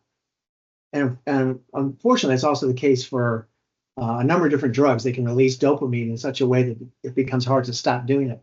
But on the used well, it can make games really fun. It can. I'm a whiskey lover. Right? Can enjoy the whiskey a little bit here and there. But in a work situation, really to your point, David, if we want people to keep trying, tell them, celebrate it. And here's one of the big things too. This is huge, by the way, huge. Let me just say this. Biomedical is in large part a metrics-driven organization for understandable reasons, right? You have a specific number of patients you're often trying to help. You need a certain amount of productivity to keep the organization going, to be able to pay people, this kind of stuff, right? So you have all these metrics in place. And that's good, but focusing overly on the metrics actually can be very demoralizing to people. And here's the thing, though. Think about this. Let's just say you've got particular metrics, you're trying to hit a certain goal, and you get, for whatever reasons, out of your control, whatever happened, you get 90% of the way. You still saved 90% of people's lives that you were working on saving. You still worked hard. You gave passion. You gave your blood, sweat, and tears to get to that 90%. But remember, the negativity bias wants to say, oh, we missed by 10%. What the hell's up with that? But then what does that do to someone who just worked maybe overtime, maybe understaffed? And for them, hitting 9% was actually amazing. It took an incredible amount of work. So that's one of those big things, is celebrating the 90%, celebrating the great attempts, celebrating the partial wins, because it's still the good stuff, you know. And as Alea writes, simply making the effort is enough for me. One day that effort will be achieved. Positive reinforcement produces more gains than negative. Yeah, and that's exactly what the research shows. Just keep building that until someone's able to do it and be successful at it on a regular basis. It's a huge piece, particularly when somebody is new at a task. Matter of fact, if someone's very new to a task, negative feedback is often confusing to them. They still haven't figured out what to do yet. So obviously, if there's a certain button you hit and it destroys everything, you need to tell them that. That's a negative to tell them. But for the most part, it's what are the steps to do that are the most important to focus on when someone's new. Exactly, Michelle. So that's what the research shows too. Turning the metric 180 degrees, so you're measuring success rate rather than failure rate. That is brain friendly instead of, if you're focusing on failure rate, is brain antagonistic. It activates negativity bias, outgroup bias, all these things. And even to John's point, the positive steps can still lead to huge changes. Big stuff here, right? So you all get this. I can see that. It's really powerful. And this is hard because our negativity bias, when we're busy, when we're tired, when we're frustrated, when we're feeling overwhelmed or whatever, it makes us focus almost exclusively on the negatives. And somebody a step or two above us, their job is to hit certain numbers, so they can fall into the trap of just coming at you and saying, why didn't you get your number? Instead of thank you for getting your 90% or 80%, whatever it was. Let's talk about together how to get the remaining amount, right? It can be easy for leaders to fall into that trap of pounding on the misses instead of, to Michelle's point, celebrating where we have gone and taking collective ownership for the remainder. That's what great leaders do. And I say that as someone who did not learn to be able to do that for a long time, at least 10 years as a leader. It wasn't until I was training leaders for several years before I got good at that. Yes, Michelle. This was kind of a big eye opener for me, this one in particular, because for those of you that know me, I am a metrics person, right? I love the numbers. But we recently ran some data for Celia, and it sort of occurred to me that, and I don't have to tell any of you guys in service delivery how complicated it is to fill an order, right? It sounds like a really simple thing. It is not simple. And I know you guys know all of that. Too many systems that don't talk to each other and all of those things. I'm frankly amazed that we do it as well as we do. But we deliver almost 750,000 orders per year. I mean, those are just mind-boggling numbers, but we only talk about the times we got it wrong. It's 750,000 times that probably 700,000 plus, we got it right. And those are the ones that we don't talk about. We only talk about the ones where we get it wrong. And that was a huge just paradigm shift for me to think about it that way. Yeah. And it's huge. So if you're, first of all, so 750 times. So think about how many people are being affected by that, right? Millions. And or some people multiple times, but it's saving their lives or whatever. And it's huge thing. And so the thing to think about from a culture standpoint, to get scientific and geeky on it, is we need to release a heck of a lot more dopamine versus cortisol. And focusing on the misses affects cortisol, pushes actually performance down, higher turnover, and all those things.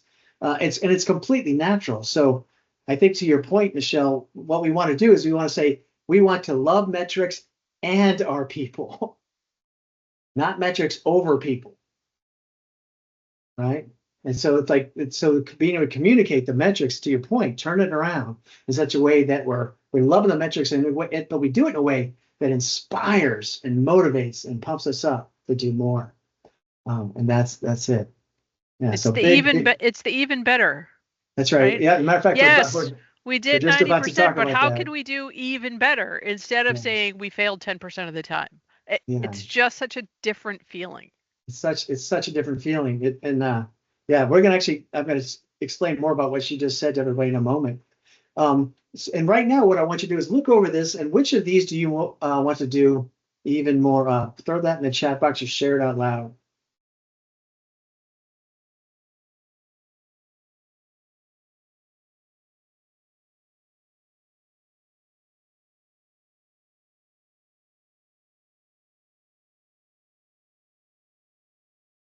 Nice. And David, which of those three underneath it will you do even more of to help create that psychological safety?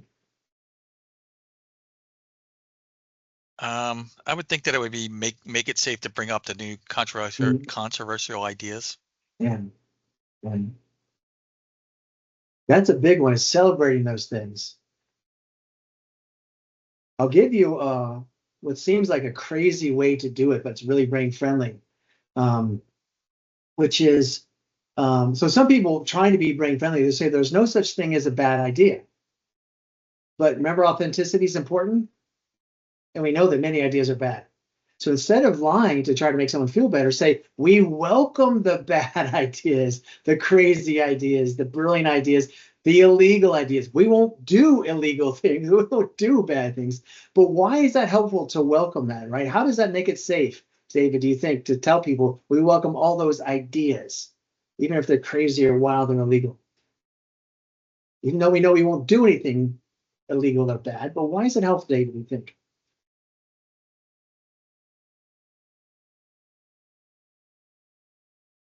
Trying to find that mute button.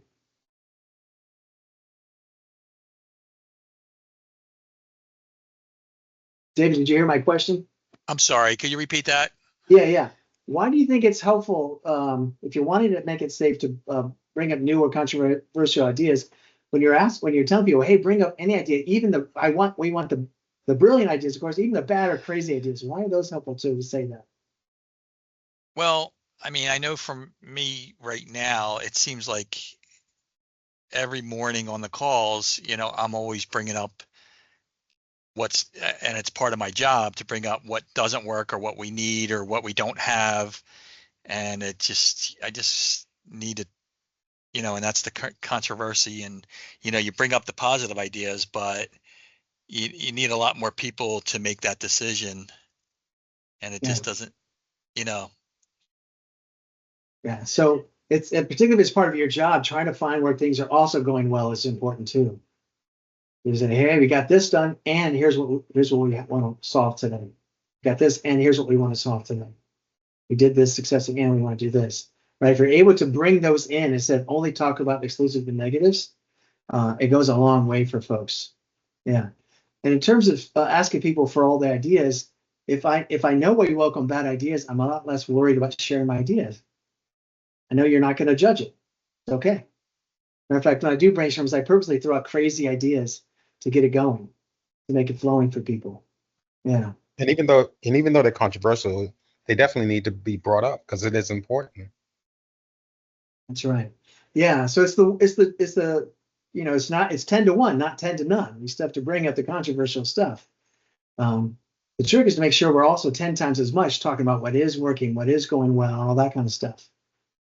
Yeah, because we need that. We absolutely need that. And everyone here wants to succeed. We don't want to we don't want this ostrich effect, right? Or putting our head in the sand and missing important stuff.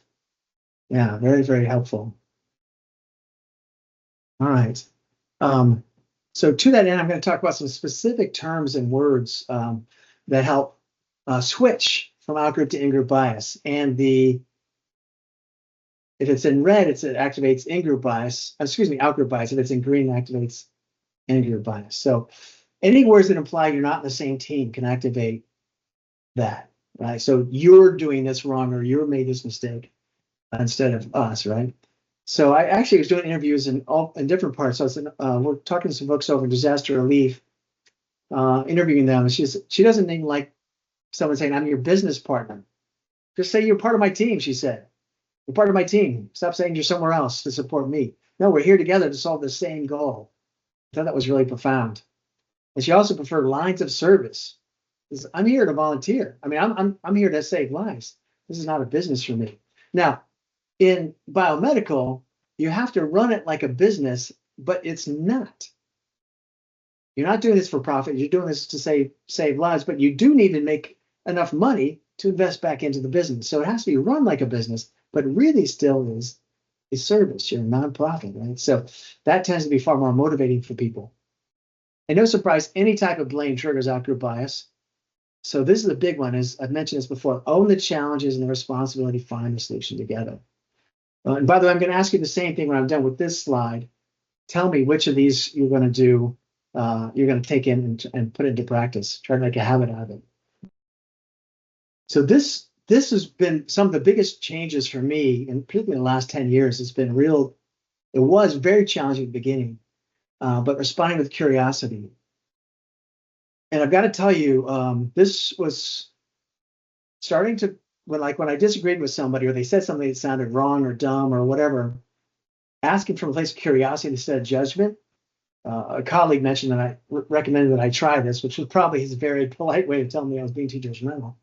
But it was a great suggestion, because I had this fantasy in my head that, I mean, I'm a fairly intelligent person, but I thought I was even more intelligent than I was, that I could tell already very quickly how bad an idea was.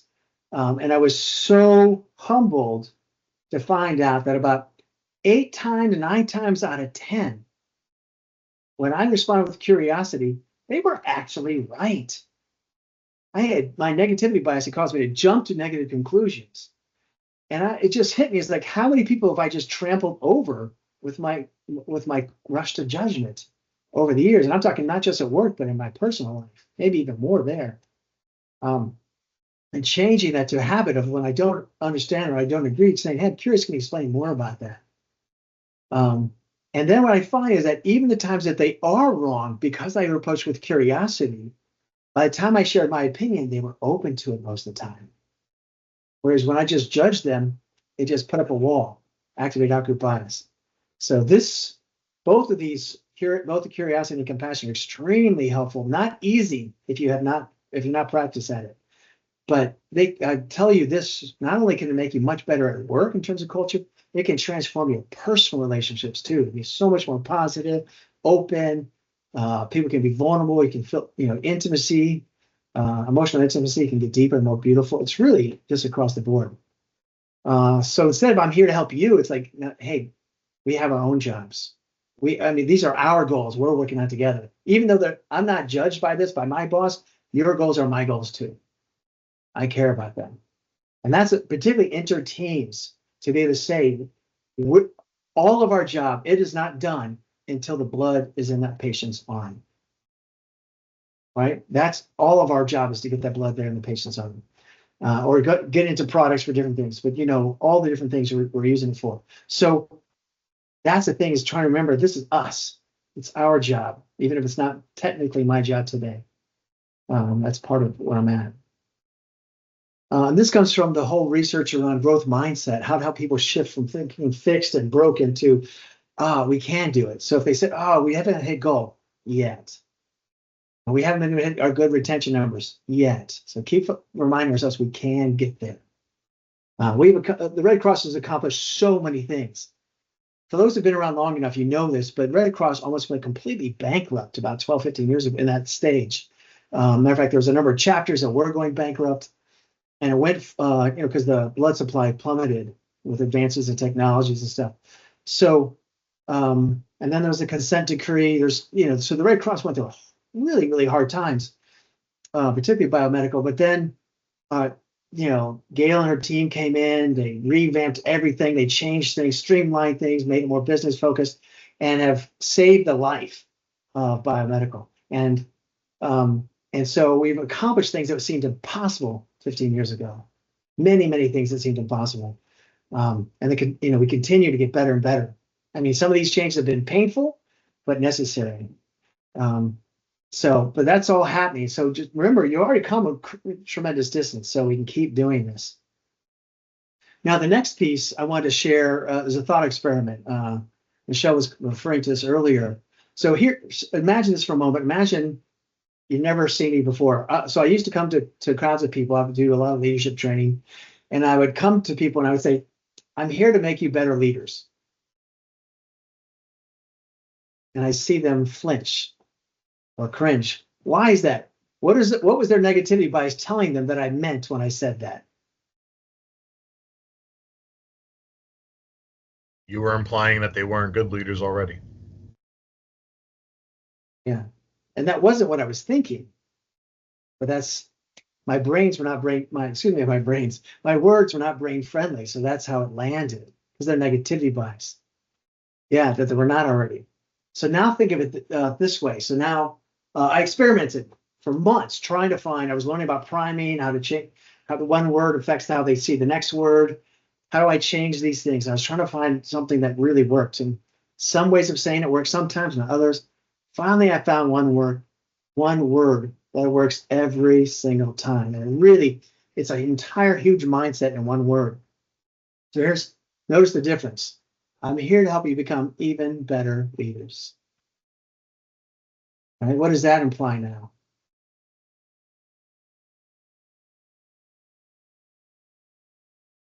They're already good leaders. You're just improving on what they are already. Yeah, exactly. So putting that word even in there, so putting that word even in there, it honors their hard work. It respects their intelligence. It gives them the benefit of all the things that they have done that we have not seen. Because the way our brains work, we don't see all the steps they do. We know what we did, so we give ourselves the benefit of the doubt because of our intentions. But as a number of very wise people have said, we judge ourselves based on our intentions, but others on their actions. Just like the neuroscientist walking down the hall, both her and her colleague are 10 minutes late. She's feeling righteous, she's judging him. But when you say even better, you're now giving them the benefit of the doubt. You're honoring them. You're compensating for that, what's called the recency bias. You're compensating for that bias by acknowledging all the good stuff that they're doing with that word. So that's one of my things I suggest. Try this out with different people. David, particularly the work you're talking about, right? We have to tell people what's not working or whatever.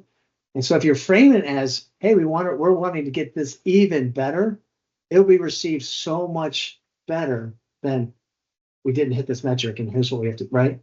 Yeah, that's a powerful one. So most people pick what you want, but David, I think getting your job, that one alone would be extremely powerful. Curiosity piece as well, of course, too. But all right, so let's see. One more piece. Oh no. Yeah. Oh, that's it. Okay. So everyone throw in the chat or say it out loud. Which is the one you're going to do even more? And by the way, I've used even more, even better, probably about 15, 20 times today. We didn't notice it, but it was part of what I did to help activate in-group bias and help you see my respect for you and the work that you do. I'm impressed with how many people took on I think one of the most challenging ones was this respond with curiosity and compassion. But it is a game changer. Nice.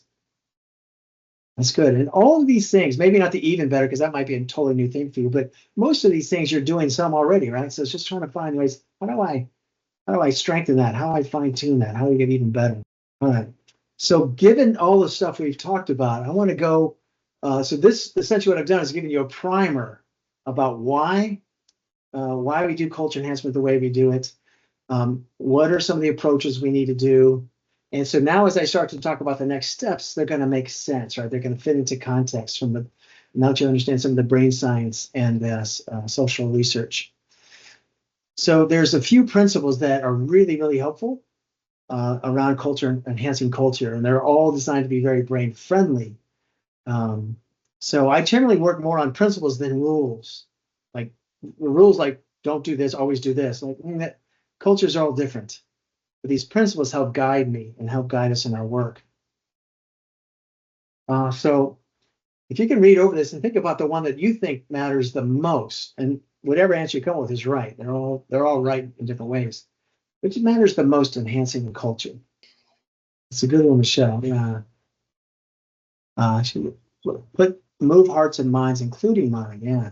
So that all the enhancement we're doing has to start within our own heads and our own hearts, right? The right mindsets, the right attitudes. And then we can be out there authentically doing this, as we've all said before, right? Authenticity is absolutely key to what we're doing here.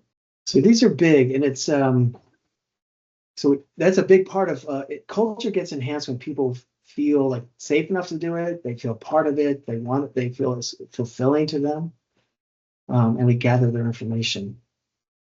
We'll talk more about the collective wisdom over time and why that's so important. But the collective wisdom on input gathering. So this is one of the things, I mean, just to give you some context, I've been doing this work, as I said, for quite a while, and particularly on the culture enhancement for the last 25 years or so. And at the beginning, I started getting really kind of cocky going, oh, I think I've got this solved. Here's what you need to do. Here's what you need to do. But what I learned actually over time was the opposite, is that the group, and the research supports this as well, but the wiser I get about how culture works, the more I realize I don't really know what the right answer is.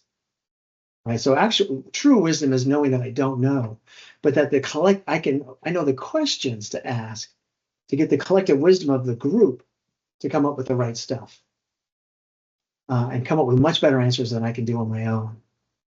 So this, and because the key thing is, it's not a like a scientific test where there's only one answer.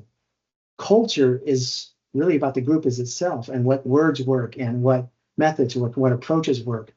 And the culture itself needs to do that, which is why this culture team is representation of all of service delivery. Right? So different levels, different geographies, different roles. Really trying to make sure that we have that maximum representation on the group, so we can really speak and we can see from different perspectives. So we may have an idea that seems really brilliant from one perspective, but someone over here realizes there's a huge piece missing. And there'll always be that. Every time I do this, there's always people saying at some point, we're having this great conversation, but no one has yet talked about my group. You've never been included in the conversation. Oh, good point. Include that. And if they weren't part of the team, we would have totally missed that. And they would have walked away. See, they don't care. They should prove it again. But we don't know what we don't know. So collectively, we can solve this. And this leads to the purpose of the culture team. And let you read over this and see if you have questions. And then the next slide, by the way, is a roadmap of actual steps and stages we have planned. And Michelle, the next one about the roadmap reminds me, you and I should touch base about the summit dates after this. Yeah, let's do that. All right.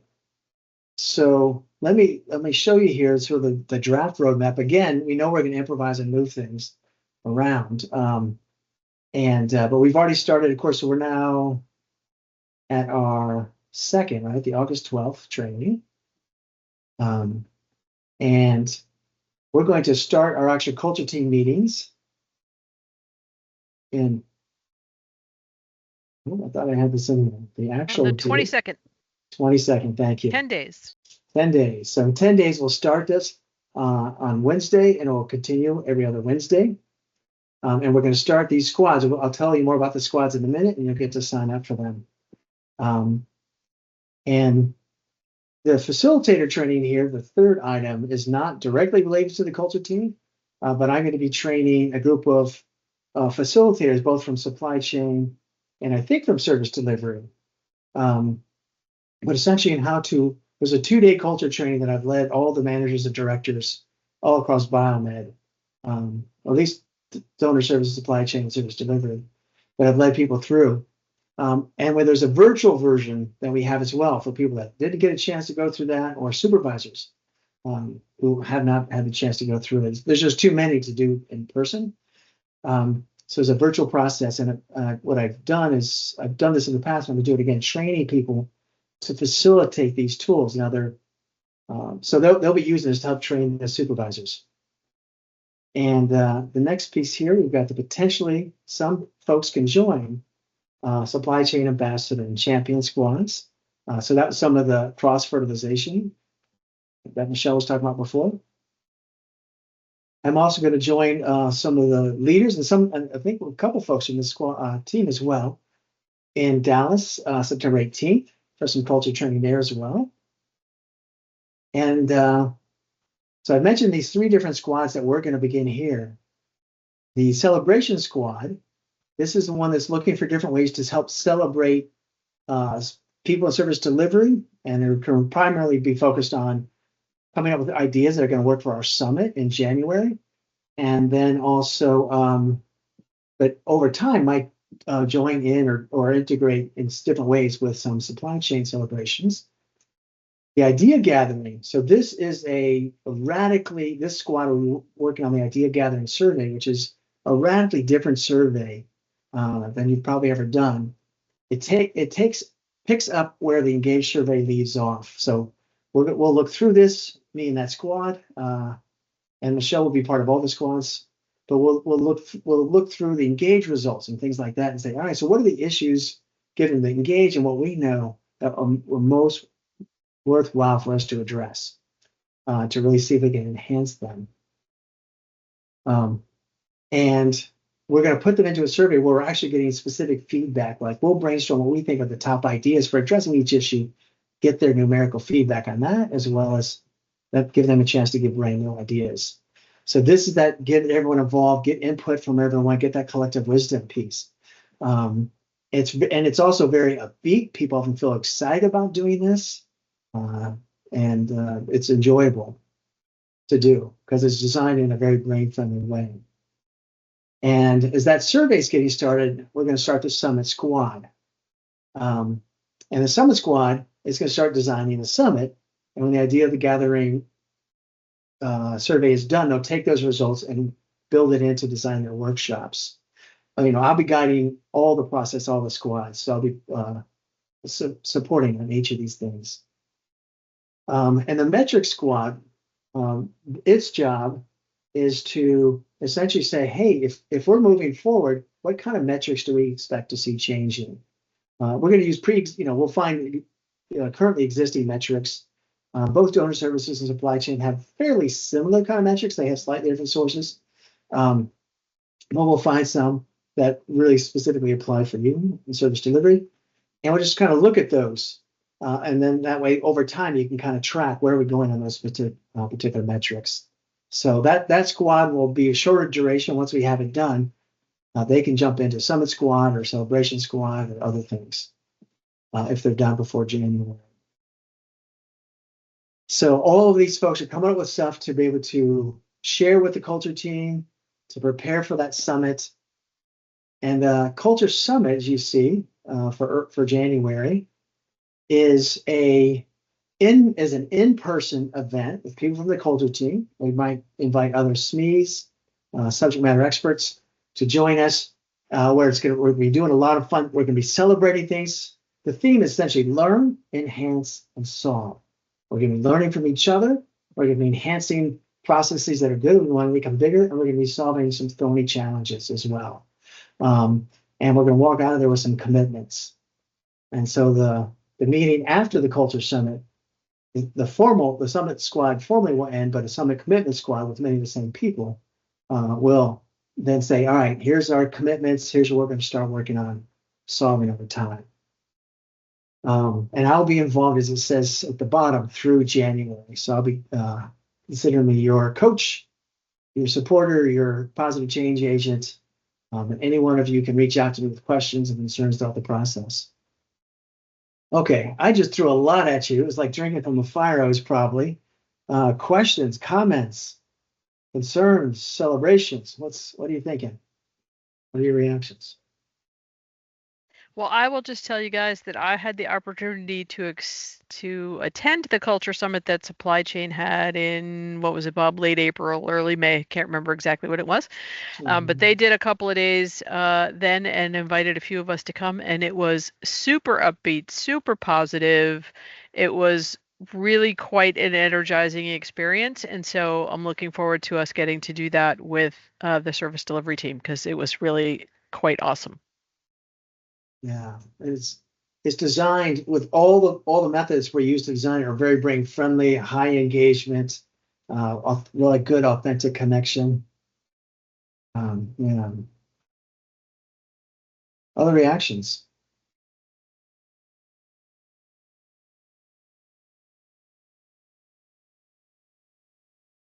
I'm definitely interested in joining a squad.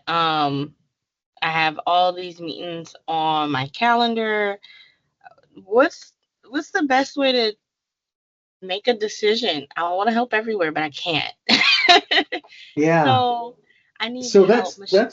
that's a really good question there, Alea. So in a few minutes, we're going to show you how to sign up, and it's okay when we do this to sign up for multiple ones, knowing you can't do everything, because if we know you want to do multiple ones, it's good because we want a good diversity on each group in each squad.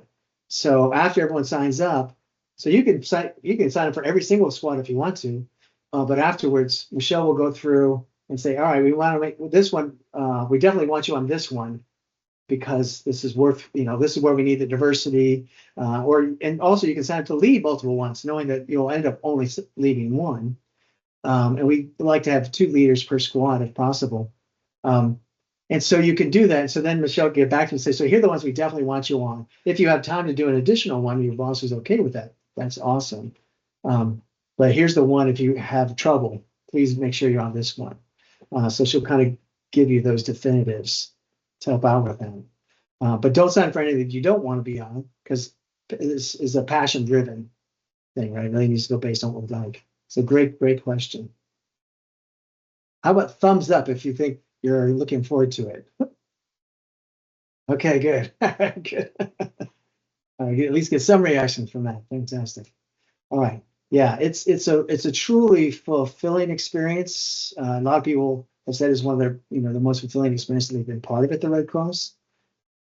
David Reed, who's a vice president over in supply chain, to Michelle's point, he was interviewed afterwards in a video saying, he's been here for 42 years. And he says this was one of the top 2 peak experiences of his entire Red Cross career in terms of culture and connection with people. It was right up there. And it was, it's almost 2 full days. Just really, you're really in touch with everything and what's good that's happening here, and feel like you're part of the solution. It's great. So there's a lot. I'm going to show you a glossary on the next slide. I'm not going to go over all this stuff. But just I mostly put it so you know it's there. You go look in the slide deck if you're like, what does that mean again? But I've also put in the sign-up sheet, which we'll share later on for the different squads, there's a comment box at the top that says you can tap on it to see what the definition of that squad is as well. So various places you can find this information. So there's just a number of different terms that we've been throwing at you, we've been using, the differences. One thing that people often confuse is ambassadors and champions.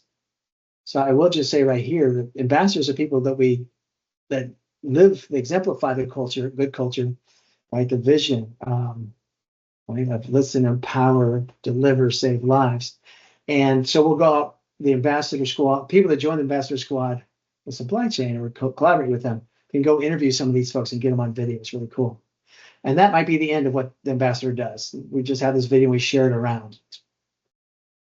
Champions, so that's a squad that the supply chain has created for people that are embedded throughout the organization, not part of the culture team, who are willing to like bring ideas out from the culture team or suggestions or help the celebration squad share things. So these are people that there'll be an ongoing process there. So those are some of the definitions there. I think we should take a short break, and then we can come back and dive into more things. So I want to share a little bit more. Then I want to share one of the most powerful tools yet for enhancing culture moment by moment.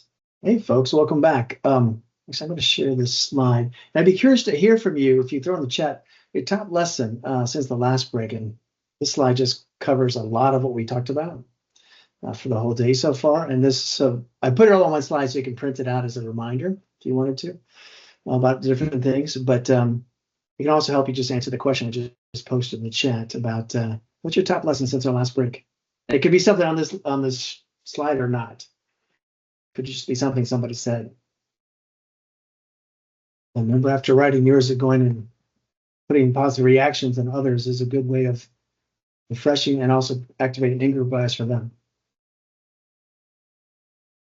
That's great. And the things that you're writing in here, any one of these, if you practice it long enough, it becomes habit. And there's a part of our brain called the basal ganglia, or properly known as the autopilot. And so what happens is when we do something enough times, that part of our brain starts taking over. And so you don't have to think as much about it, like driving, writing. Many things are very, very complex, but you do with barely any thought anymore because the basal ganglia is taking over for you. And that's the key thing. If you can get this to the habit stage, and it's coming easily and naturally, that's when cultures start to really shift. It's gradual, but it becomes a groundswell. And the cool thing is, if you practice these behaviors as habits long enough, they become part of your personality. When I first started this business 36 years ago, no one ever accused me of being positive. High energy, yes, a bit wild, funny, things like that, but not positive. Now, everyone that knows me in my life and all walks my life refers to me as a positive person.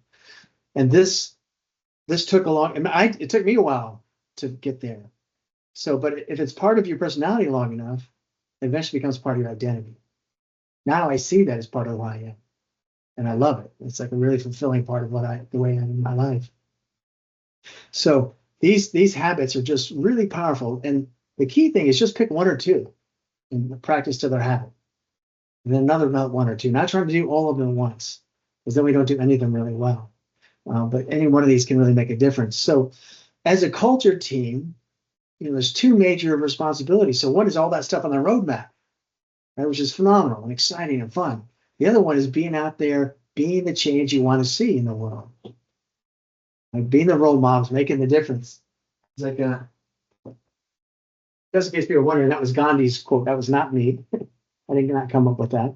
But yeah, be the change you want to see in the world. And be the one out there making a difference. But if you're in a group, and this is hard if you're in a group where there's a lot of negativity, but day after day practicing these skills makes such a difference in this way. Okay. So we've talked about the different squads, and I'm not going to spend time talking about these, but I want you, if you want to take time to make your decision, some of you may already know, but if you want, just so you know, there's a full slide on the ambassador squad, what it's about, why it works, and then to describe more about the culture ambassadors, what they might do, and then even videos, like what if you're on the ambassador squad, what kind of interviews do you do, right? So you can look through all this stuff if you're curious about that. The idea gathering survey, I talked about this briefly, but this, if you go through this slide later on, you can just see all the different stuff that we're doing around it. It's really fascinating.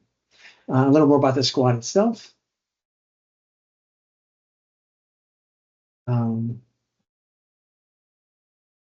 So you can look more into this if you want to for more information. A little more on the metric squad. And of course, a little more about the culture summit itself. And also the culture squad, the summit squad rather. So you can be thinking about these different things. And just to be clear, a squad is just a sub-team of this group. Over time, I like the word squad because it's different than what we use anywhere else in the Red Cross. So we know exactly what it means. It means a culture team. I want to talk about the concept of yes and. This is a simple but powerful tool or approach or mindset, depends how you want to look at it. It's all those things for dealing with things. And I was lucky enough,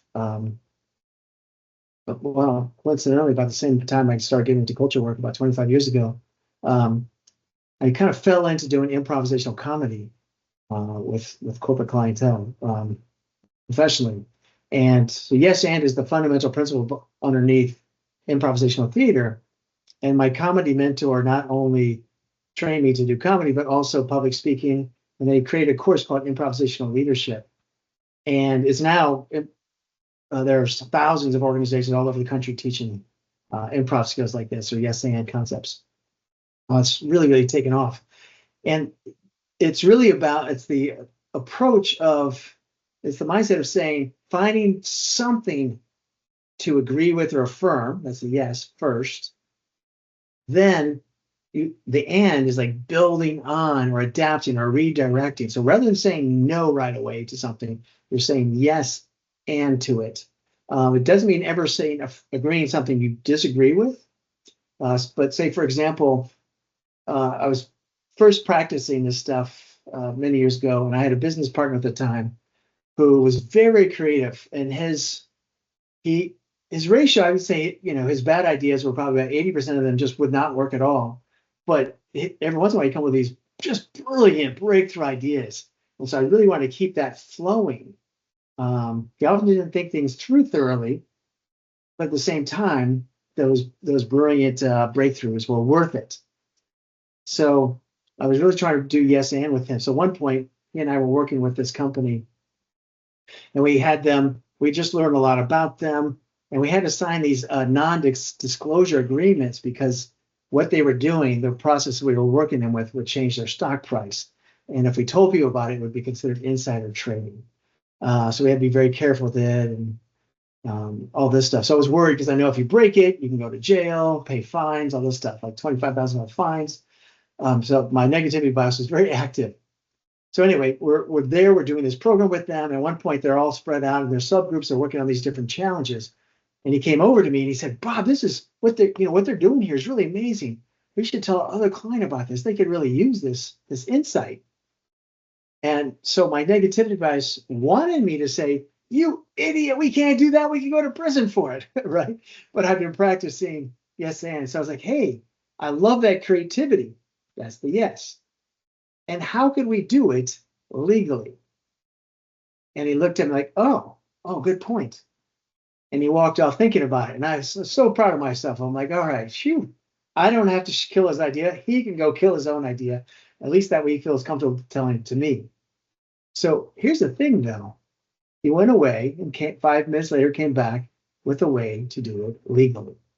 It was actually very simple. Just change 5 identifying factors. No one will know who it is. It's a great case study. And I almost killed it from my negativity bias and might have shut him down from other great ideas. So that's an example of using yes and to keep innovation flowing. But I directed him using the and to make sure that he could think of a way to do it legally. And it was brilliant. And I couldn't, and I was too busy doing other things to think about that at the time. So that's just an example of a yes and, but it can also be used with your kids. If they're saying, hey, can I have a cookie? Instead of saying, no, you haven't had your dinner yet. You're like, yeah, as soon as you're done eating, you can have your cookie. Or can I, go out to play? Yes, as soon as you're done with your homework, right? All these things that parents would often have this, I'm not a parent, but I should say parents often have this impulse to say, no, you haven't done this, or you didn't do this, right? And this power struggle. So instead, it's just being able, whenever you can, to say yes, and you can do this in that way. Or, can I borrow the car over the weekend? Yeah, as long as you mow the lawn first or something like that, right? So you're working with them instead of going against them. I love this great definition as well. She expands on this a little bit around innovation. All right, so I want us to practice this a little bit. This is where you really get the feel for it. it's kind of like the highlights and all that. We don't just talk about it, we want to do it. So we're going to play the yes and versus yeah but game. It's really fun. And what's going to happen is, let's see, I'll give you the directions here on the next slide. There you go. So yes and versus yeah but. So you're going to be placed in your breakout group. And actually, I don't want you to waste time picking a person. So I'm going to say the person whose name is earliest in the alphabet. First name is earliest in the alphabet. So Abby, you're very likely one of both. All right, wait, Abby D, you're going to be the first, whatever group you're in.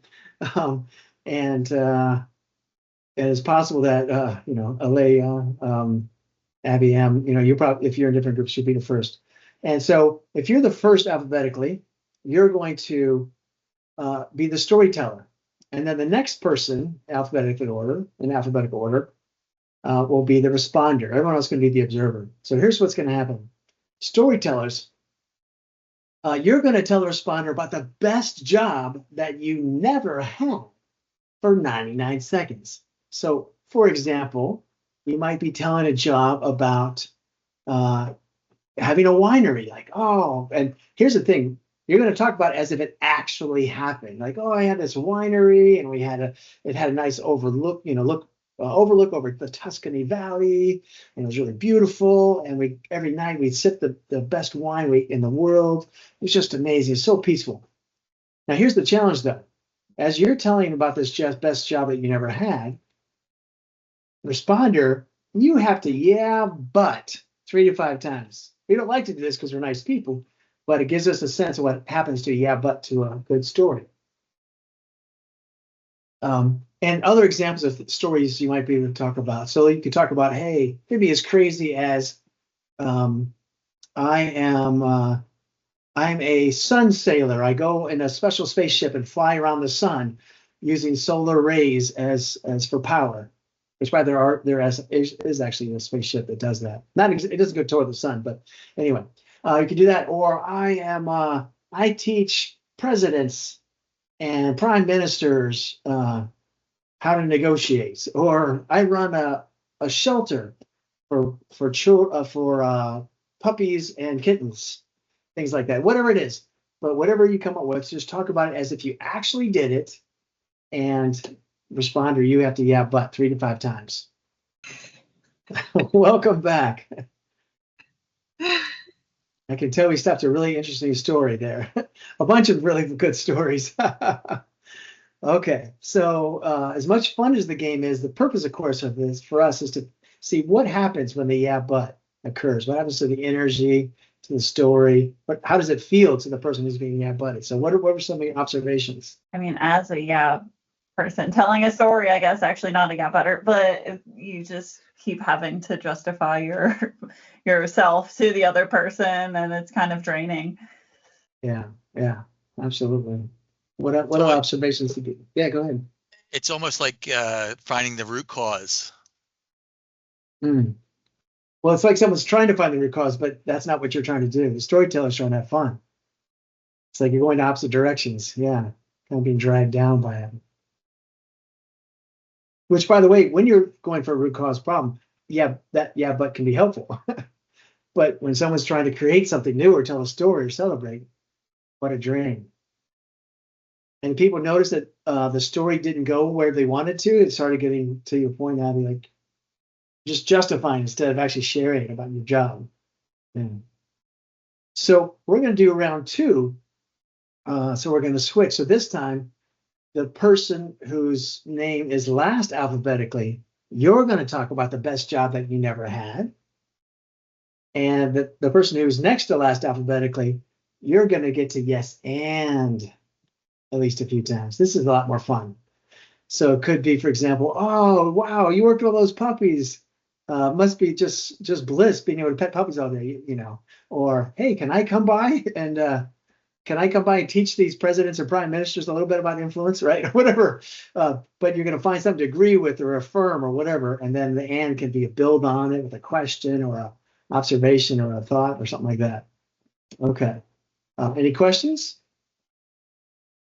And be prepared to be teleported magically into that room. of yes and possibilities. I love that laugh. That's good. That's good. That's good, huh? All right. So what are the differences? What's the difference between yes and yeah, but when you're trying to create a story? Dan? Yeah, go ahead. Oh, I'm sorry. Abby was right. Me and John, we did yeah, but again, and not yes and. Oh, you did? We heard Oh, it no. wrong. We just thought Oh, it was no. reversed. You were right, Oh, Abby. yeah. You were right. We heard it wrong.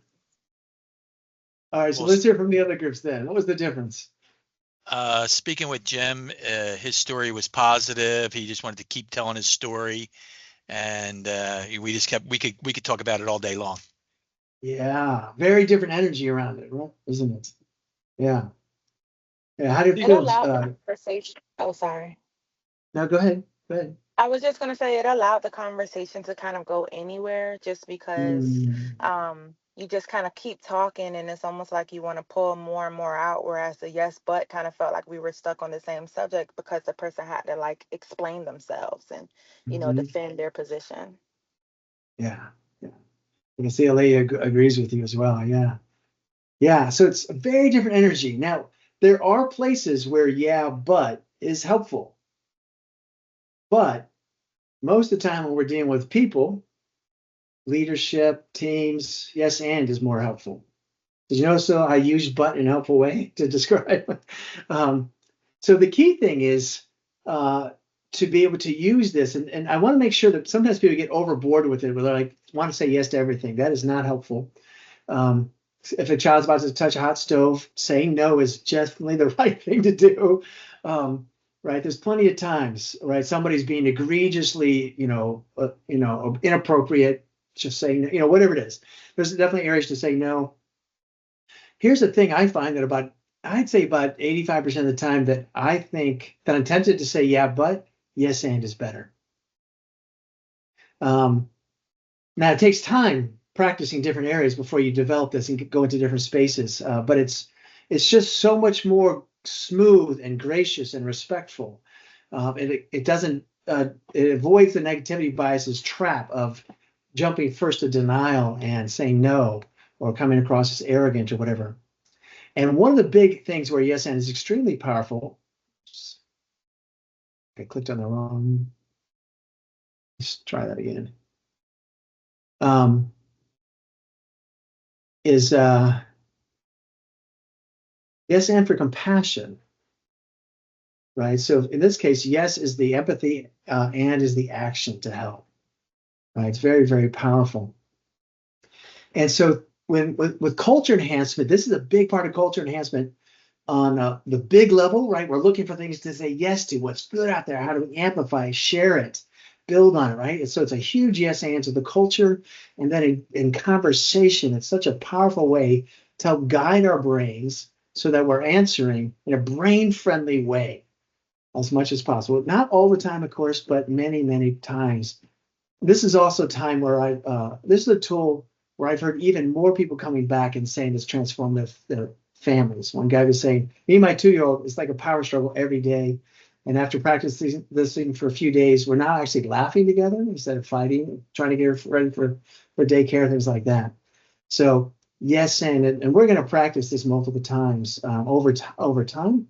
I'm going to keep educating you all and practicing these skills, because the research shows just hearing about it and trying it one time is good, but then it fades away. If you're not practicing that on a regular basis, it does not become habit. And as we've said before, multiple times, habit is when something becomes habit. That's where you get your bang for your buck. That's where you make your differences. And since I've mastered the ability to use yes and, like when I do keynote speeches for all kinds of groups, and like I had a guy saying, well, I'm worried about you. Do you think, I don't know if you can really build rapport with these folks? And I'm like, yeah, I can. And he looked at me shocked. He's like, wow, that sounds pretty arrogant. If I didn't know from my friend that you're not arrogant, I would have thought you're arrogant. It's not that I'm arrogant about my condition. I just know that when I use yes and I build on their wisdom, it builds rapport every single time. And I've practiced it long enough that I can do it pretty much time after time after time. So it's really just the right recipe that matters. And obviously I have a lot of skill in it. So the more you practice, the more places you can apply it, the more places you can do it. So just quickly, where might you use yes and? Instead of yeah, but moving forward. And feel free to just unmute and say it or type it, whichever one.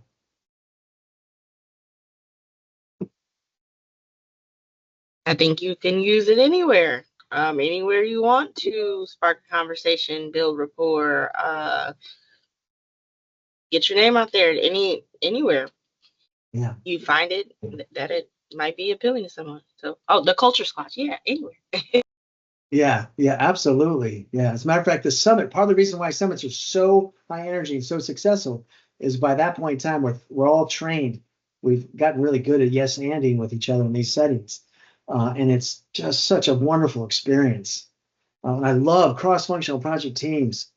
Yeah, particularly any area where outgroup bias is easy to get activated. Yes and is so much more brain friendly, pulls people in again. It's a subtle way of continually activating authentically good rapport. And even if you're doing it awkwardly, I worked in this consulting firm for a year. It was really terrible firm, actually, in a lot of ways. They did not practice what we preach.